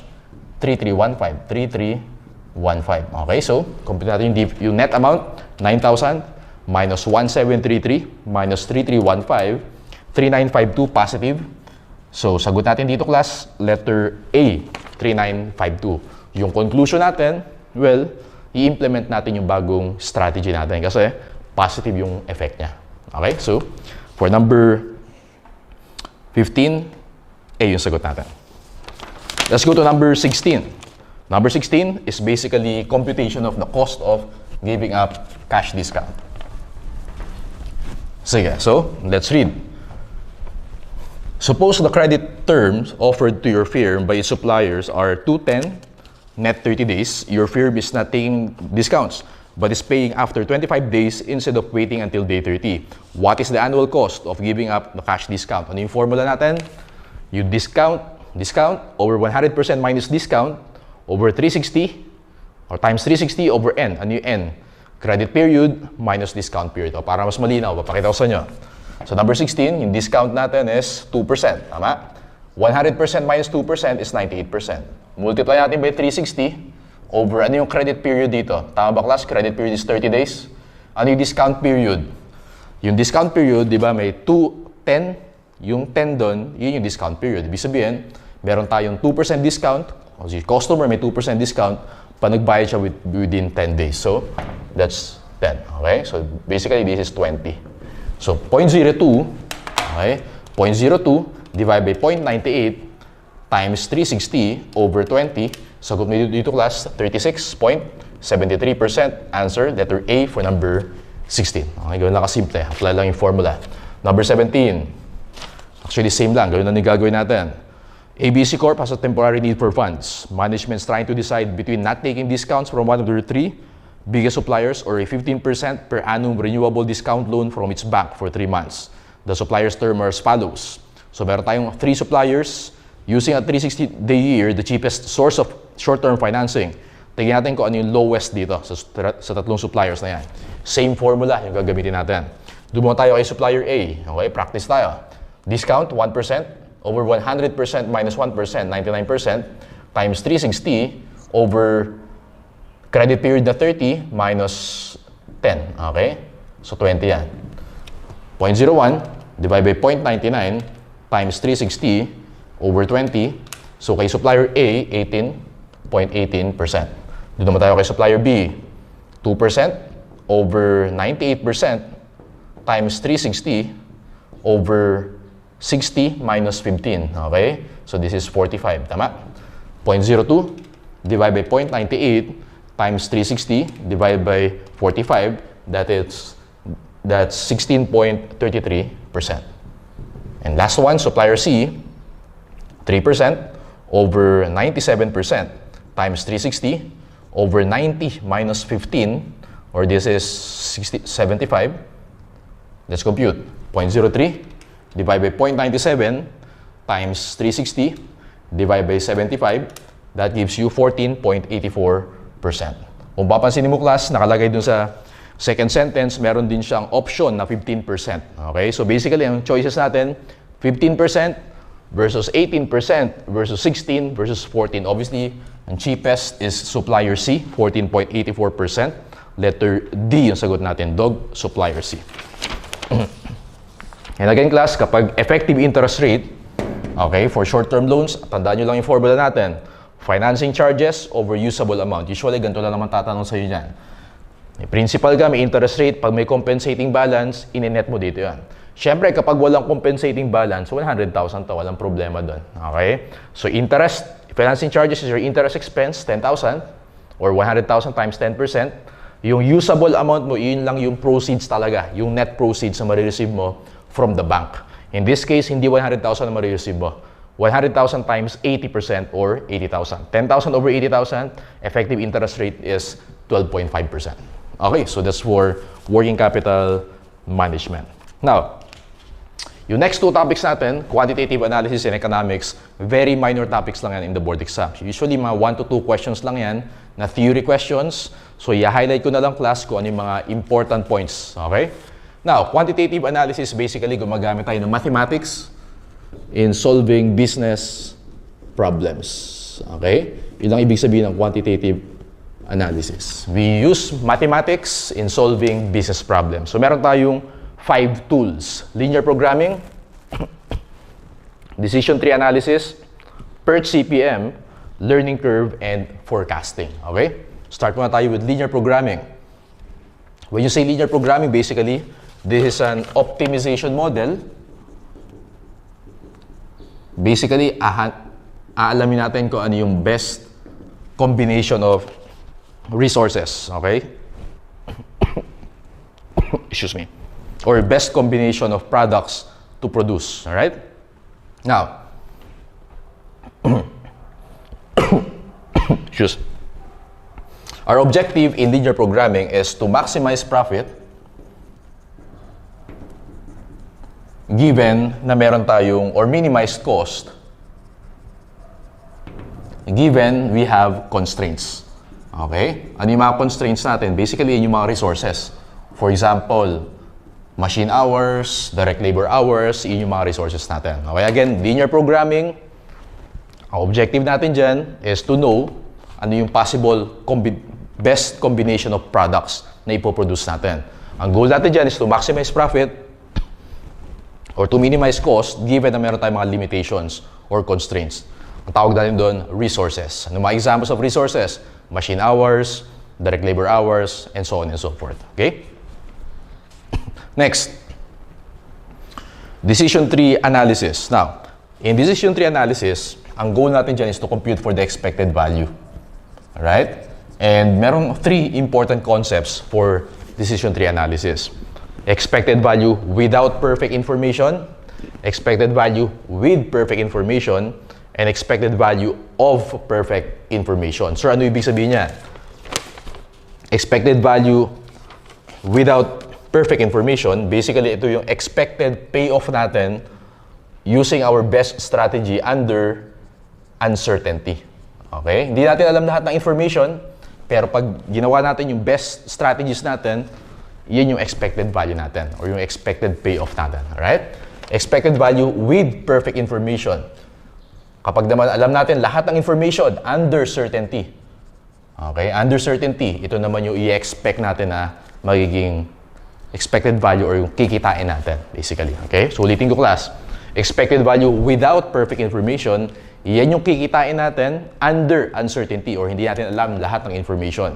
Expected value with perfect information, yan yung kikitain natin kapag alam natin lahat ng information. Expected value of perfect information, basically ito yung amount to pay to get access perfect information. Okay? So basically, kung yung amount na babayad natin para magkaroon tayo ng perfect information, ang tawag doon, expected value of perfect information. So ibig sabihin class, kapag yung expected value without perfect information, pag in-add mo dyan yung expected value of perfect information, makukuha mo dyan is expected value with perfect information. Does that make sense? Okay. Ito, without. Magbayad ka para makuha mo yung perfect information. Makukuha mo dyan is this one. Or pwede mo isulat dyan, expected value without plus expected value of, makukuha mo dyan, expected value with. Alright? So, ganun siya. Next, PERT, CPM. Ano ibig sabihin ng PERT? Project Evaluation and Review Technique. Ano yung CPM? Critical Path Method. Basically, ginagamit natin yan sa scheduling. Okay? Pinakamagandang example dyan, let's say merong construction project. Ayan. PERT CPM yung ginagawa dyan. Okay? Ginagamit dyan for scheduling purposes. Now, in PERT CPM, meron tayong 3 steps. Number 1, list of activities. Dalawa yung activities under PERT CPM. Merong critical activities and non-critical activities. Kaya sinabi siyang critical activities, hindi natin pwedeng i-delay yan. Okay? Pag non-critical, pwede nating i-delay yan. Alright? Now, ang goal natin is to crush critical activities para mas mapabilis yung proseso. Parang construction, ika-crush natin yung mga critical activities para mas mapabilis yung pag-construct natin. Alright? Yung ibig sabihin yan. Now, next then is, after listing the activities, ilagay natin yung time required to complete each activity and then i-identify natin yung critical path. Okay? When you say critical path, this is the longest path, alright, in the project.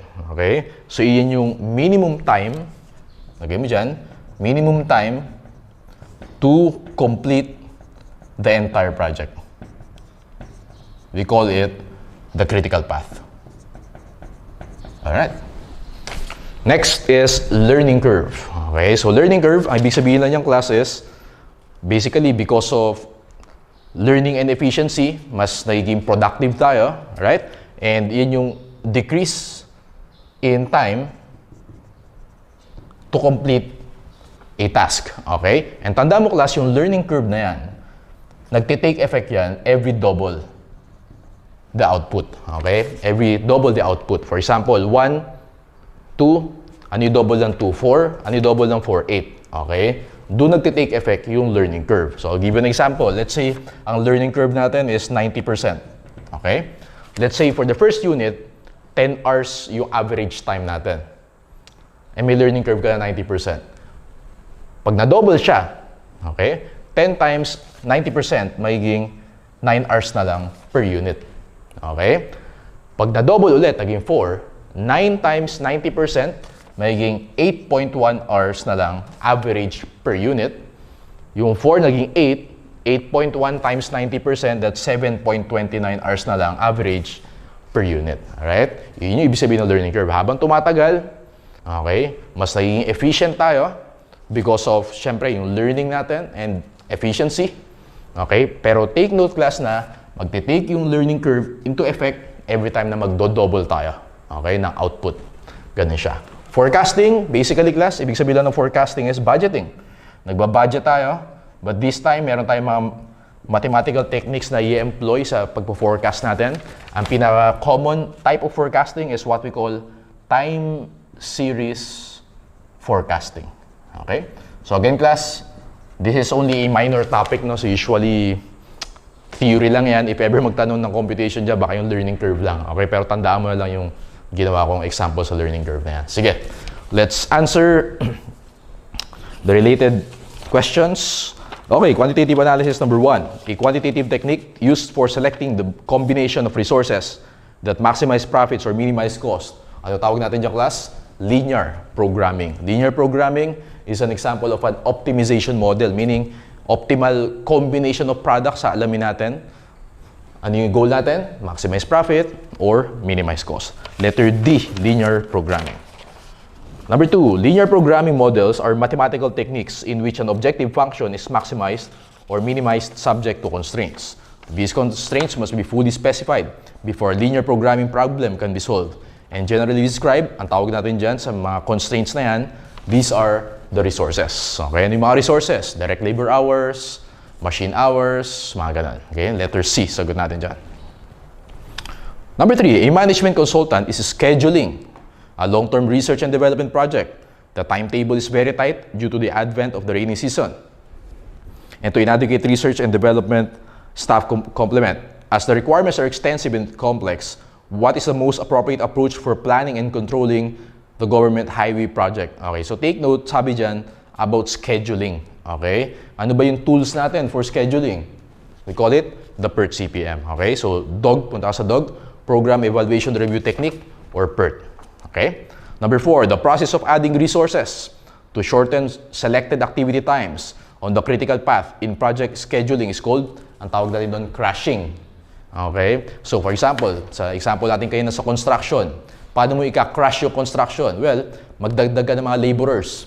Okay? Para mas mapabilis yung pagko-construct. Ang tawag natin doon, crashing. Alright? Or adding resources to shorten selected activity times. Letter A yung sagot mo dyan, crashing. When using the PERT method for network analysis, the critical path through the network is, sabi ko dyan, class, yung critical path, ito yung longest path. Alright? Iyan yung longest path dun sa network natin.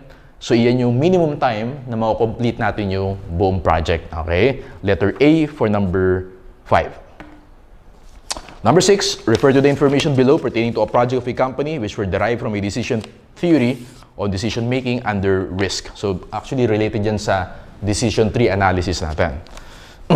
Okay. We have expected value with perfect information, 50,000. Expected value without perfect information, 42,100. Expected value of perfect information. Which of the following statements is true? Tingnan natin. Using the best strategy under uncertainty. Okay?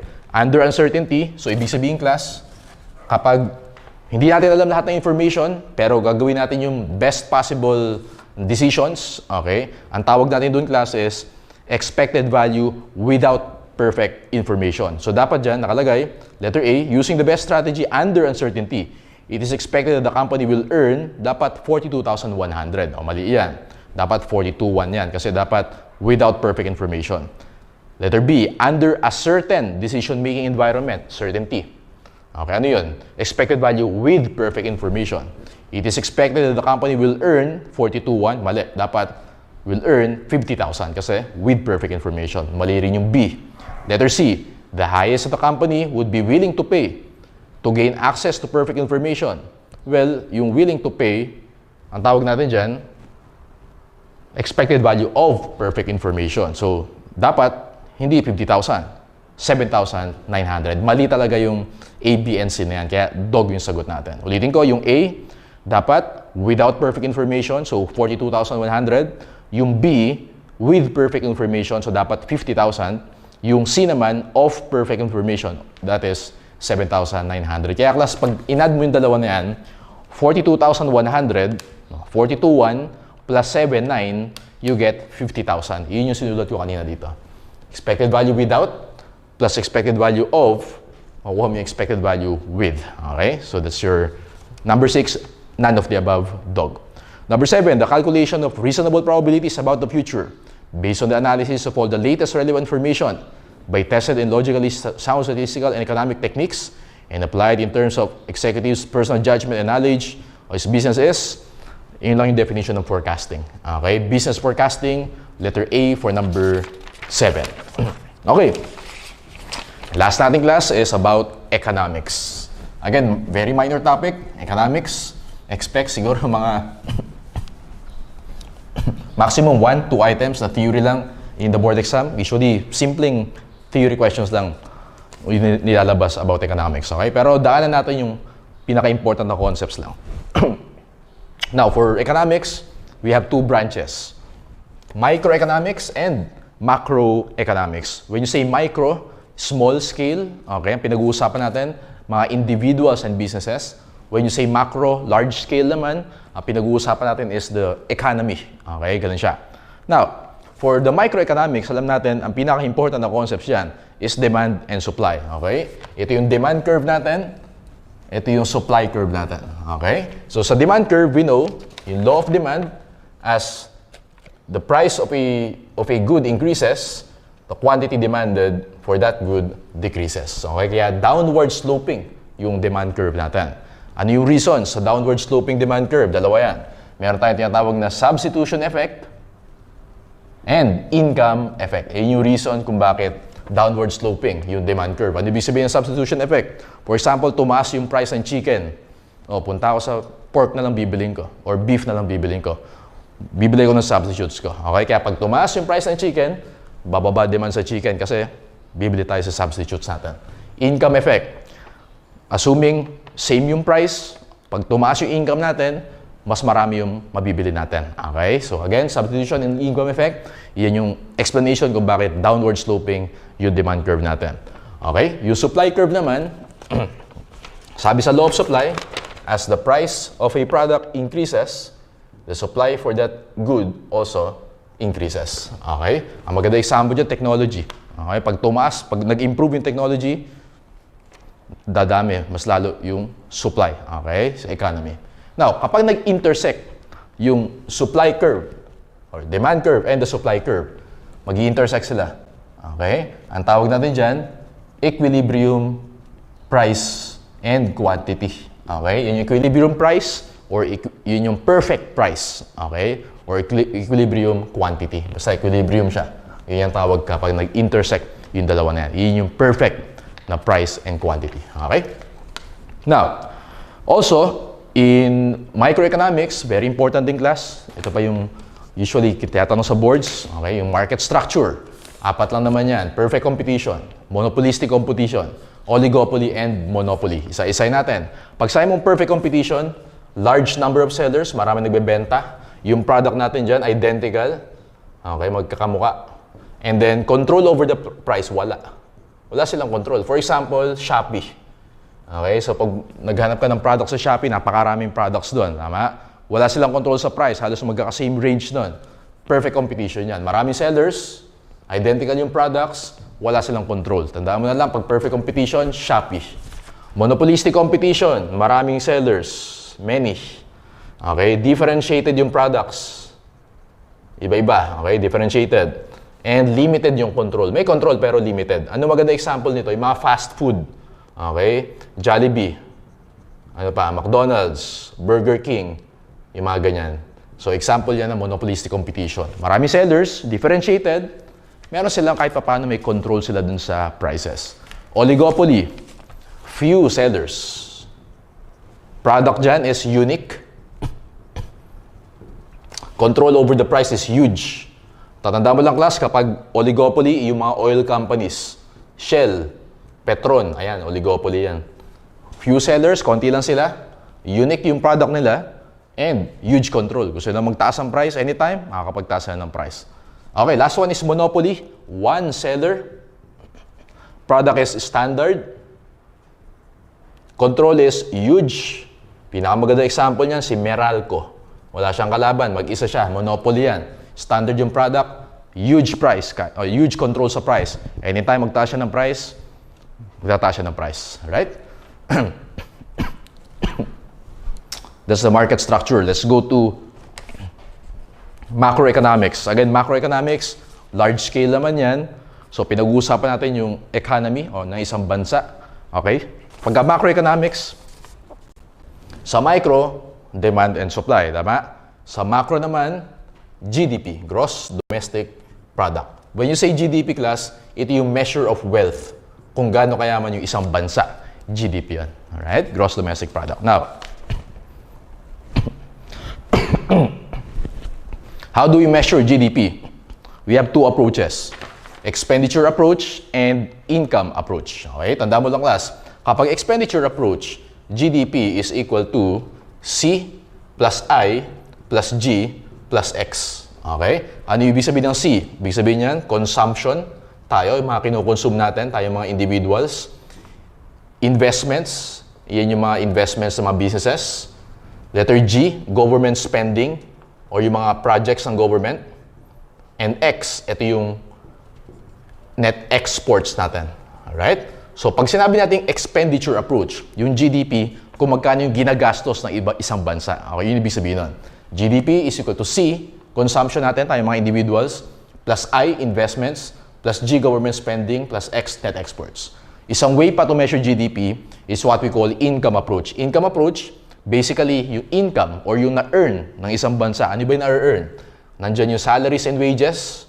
Salaries and wages, yan kasi yung mga na-earn ng mga tao, okay, mga individuals. Ano pa? Profit, interest, rent. Okay, ano yung profit, interest, rent? Yan yung mga kinikita ng businesses. Alright? What else? Depreciation. Actually, yung depreciation na yan, related yan sa natural resources. Kung gaano karami natural resources ng isang bansa. Mas marami natural resources, mas mayaman. And taxes. So, ulitin ko class, when you say income approach, yung GDP daw is a measure of income or yung kinikita ng bansa na yun. Ano ba yung kinikita ng bansa? Salaries and wages, yun yung kinikita ng mga workers.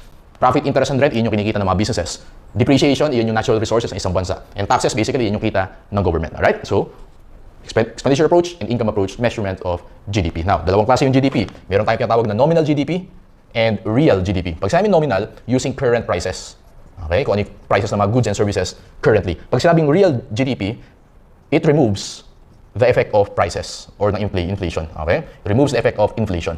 So, ibig sabihin, minimeasure natin yung GDP na hindi natin kino-consider yung price increases. Okay? Actually, mas ginagamit yung real GDP in practice. And last one, role of government. Ano pwedeng gamitin ng government? Ano yung mga rules niya to enhance our GDP? Dalawa yung class. Fiscal policy and monetary policy. When you say fiscal policy, dapat itong dalawa yung maalala nyo lagi. Fiscal policy, ibig sabihin yung class, taxes and government spending. Okay? When you say taxes, si government, pwede niyang taasan yung taxes, pwede niyang babaan yung taxes, pwede siya mag-introduce ng bagong taxes, pwede siya magtanggal ng current taxes. Yung ibig sabihin niyan. Government spending, yun yung mga projects. For example, magpapatayo ng expressway, okay? Or ng mga train stations. Siyempre, mas dadami yung magkakaroon ng trabaho, mga ganyan. So, that's what you call government spending. When you say fiscal policy, taxes and government spending, right? Ayun naman ibig sabihin ng monetary policy. Kaya sinabing monetary, ibig sabihin class, related yan sa money supply. Okay? Makokontrol din ni government yung money supply. Paano gagawin ni government? Meron siyang 3 ways to control money supply. Number 1 is by changing the discount rate. Ano sir, ibig sabihin ng discount rate? Ito yung interest rate na charge ni BSP sa mga banks. Okay? Kasi nagpapautang din si BSP sa mga bangko eh. Okay? So, discount rate yung tawag doon. Yun yung interest rate na charge ni BSP sa mga bangko. Next is the bank reserve requirement ratio. Okay? Ano sir yung bank reserve requirement ratio? Ito yung percentage of deposits ni bank na hindi allowed, not allowed to lend.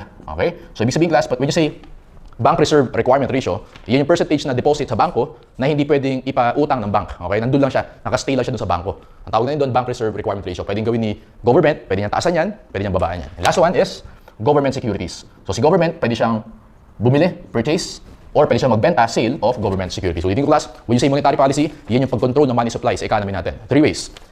Changing the discount rate. Ano yung discount rate? Yun yung interest rate na charge ni BSP sa mga bangko. Changing the bank reserve requirement ratio. Iyan yung percentage ng deposits na naki-bank na hindi niya pwedeng ipautang sa mga borrowers. Okay? And government securities, pwedeng bumili or magbenta sa government ng mga government securities. Okay, so yan. Kailangan nyo tandaan about economics. Let's finish this by answering the remaining questions. Number 1, an improvement in technology that in turn leads to improved worker productivity would most likely result in, pagka daw nag-improve yung technology natin, so ibig sabihin, pag nag-improve yung technology natin, dadami yung quantity supplied. Okay? Mag-move siya to the right. Okay? So that is letter A, a shift to the right in the supply curve and lowering of the price of the output. Okay? Obviously, pag nag-improve technology, mas marami yung masusupply. Since mas marami yung quantity na masusupply, bababa yung price. Okay? Letter A is a good one.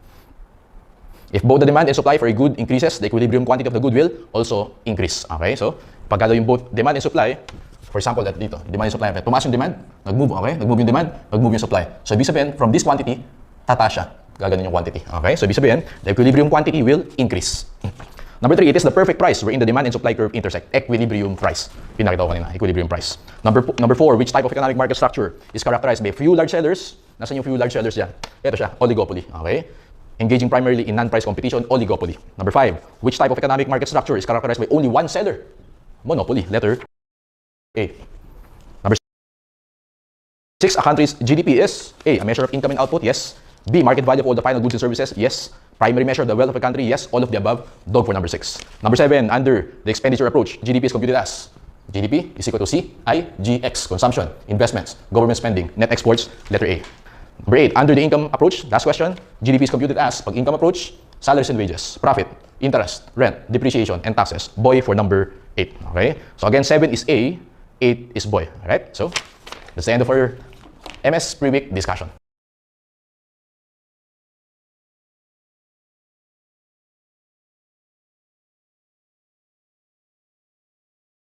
That the time has come that we have to stop living in the 1980s. We have to embrace the reality that we're in a completely different media environment.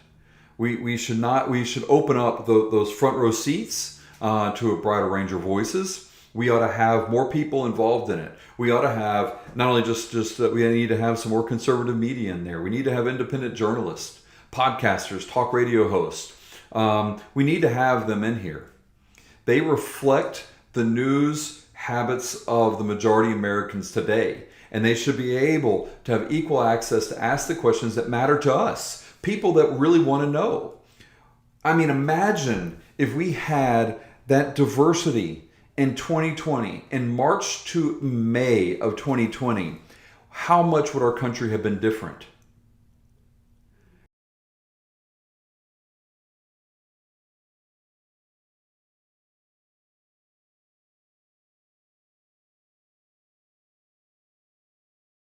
Hey folks, welcome to another episode of Uncommon Sense in Current Times. I'm Peter Demas. I'm here to talk today about an article I read in The Hill by Ari Fleischer. He was the 23rd White House press secretary under President George W. Bush.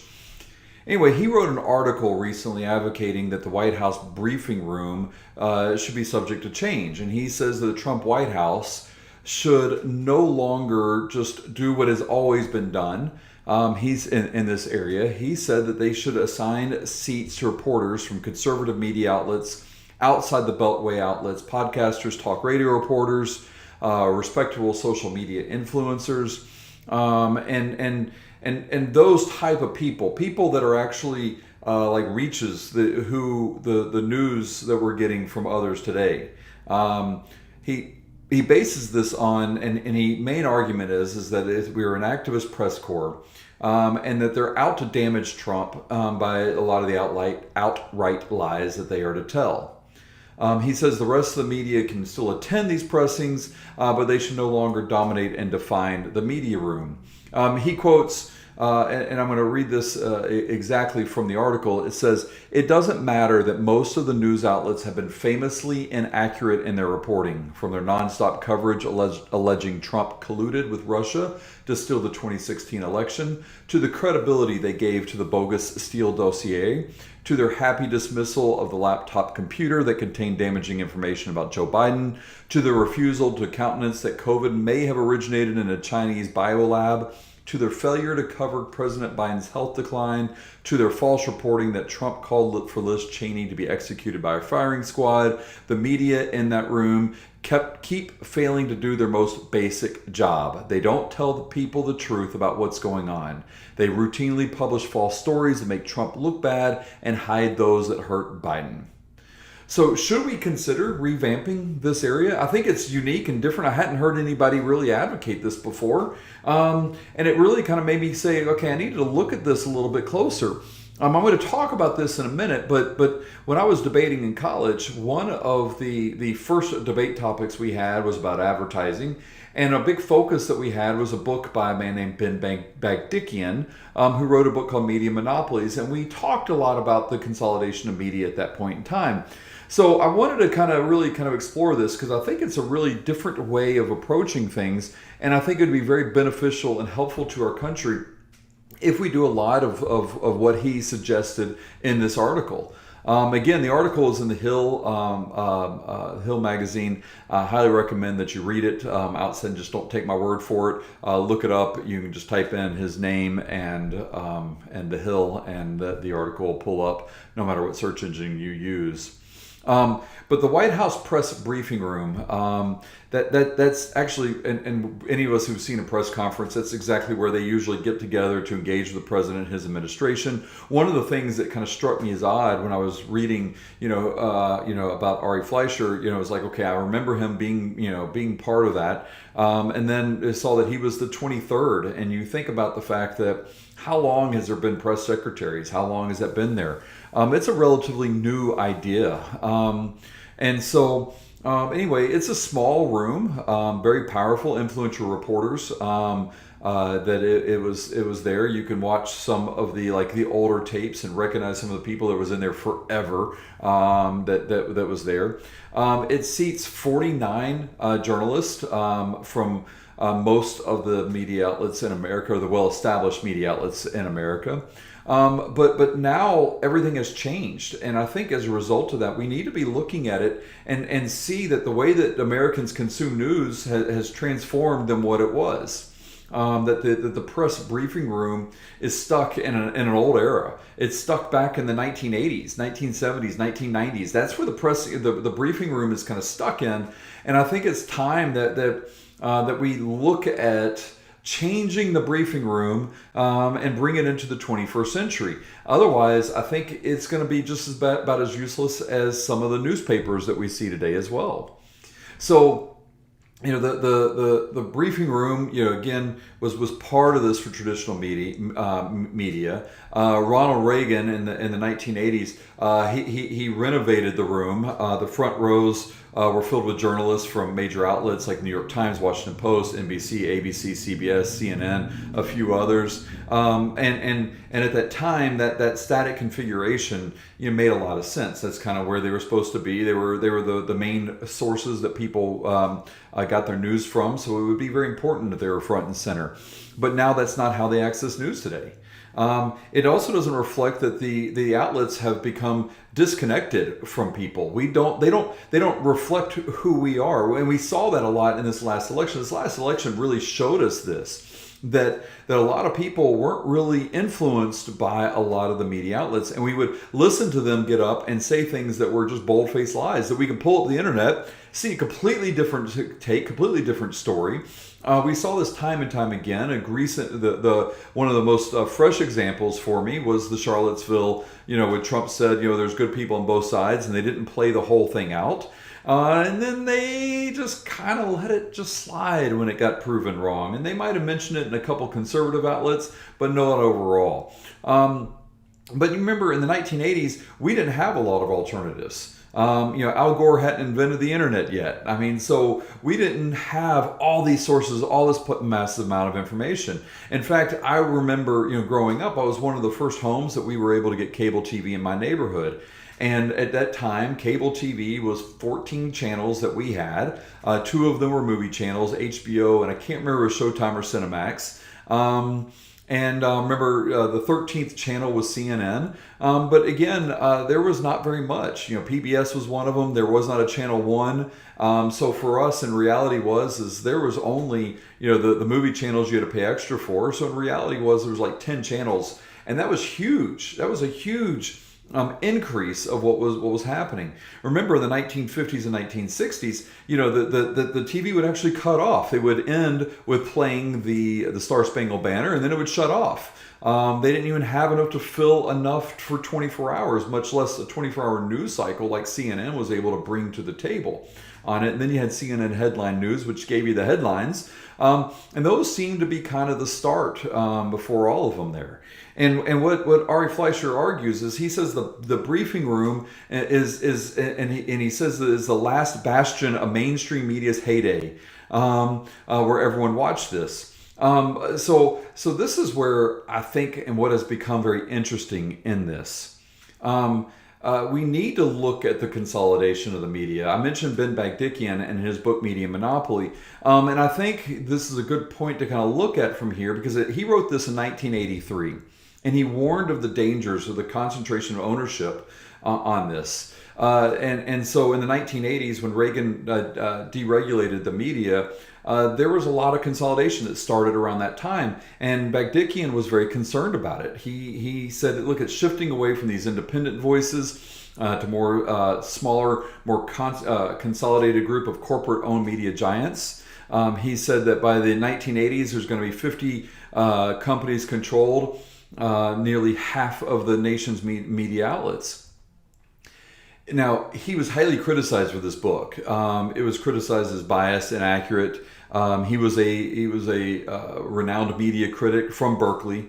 There was a lot of, and again, he was attacking the Reagan administration, and especially that deregulation. He was attacking it from that side, and he was scared that there would be more conservative medias that would hold stuff. He said that not only by doing that and also by allowing that advertising, he said that the consolidation would weaken media coverage on subjects like corporate wrongdoing, windfall profits, lobbying, tax loopholes, environmental problems, labor issues, unions, all that stuff. He said that they wouldn't talk about these type of things because of this consolidation that's there. And although I agree that I believe there is some advertising control of it, and this consolidation has definitely shrunk what they're going to talk about. I don't agree, and he has not shown to prove that it went more conservative. It actually went more liberal. And I think that is definitely something that we should explore on the reason why it became more liberal. We obviously see, when they attacked the universities in a way where the professors were teaching them these very liberal ideas and these very critical thinking, critical theory ideas, that when they became in charge of these corporations, they took a lot of this and kind of pushed it down. But again, by consolidating it down, it did create a hiding of the news. There's a great app out there, and I highly recommend it, called Ground News. And they will show like one topic, and they show like the headlines from a centrist media outlet to a liberal to a conservative one. They will also talk about what they call blind spots, where they're like, hey, by the way, no liberal media reported on this, no conservative media reported on this. And it's very obvious when you read like why they're ignoring it and their political views, why they wouldn't report it.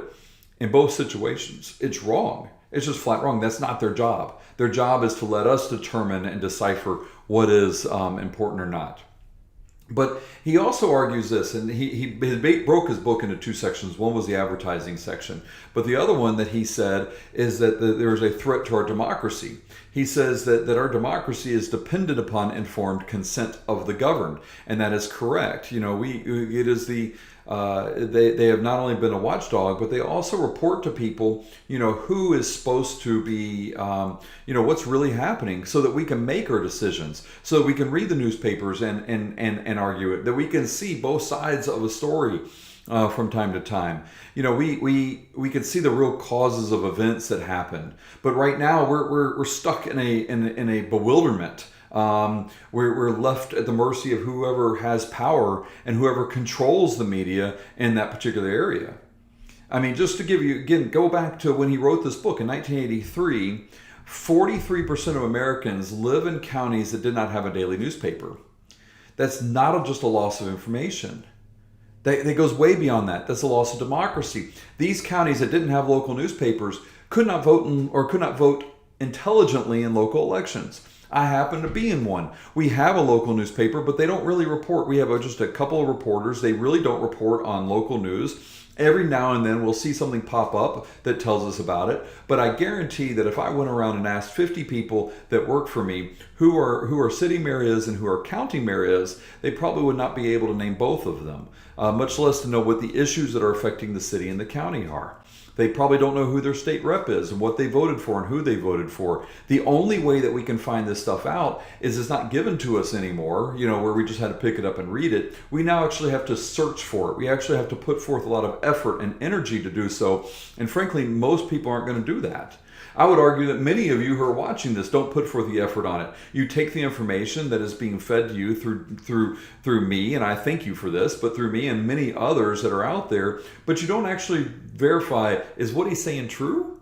Like, And I hope and I encourage you to think and challenge me, challenge my thought, challenge my guests that are coming on, because it's important that in order for us to really be able to take advantage of the free press and free speech, we have to be able to do it thoughtfully. And without getting the information, we can't do it thoughtfully. And all we do is become our own echo chamber that we're repeating back to ourselves. So, and now, and this is something he obviously couldn't predict in the early 1980s, we have social media.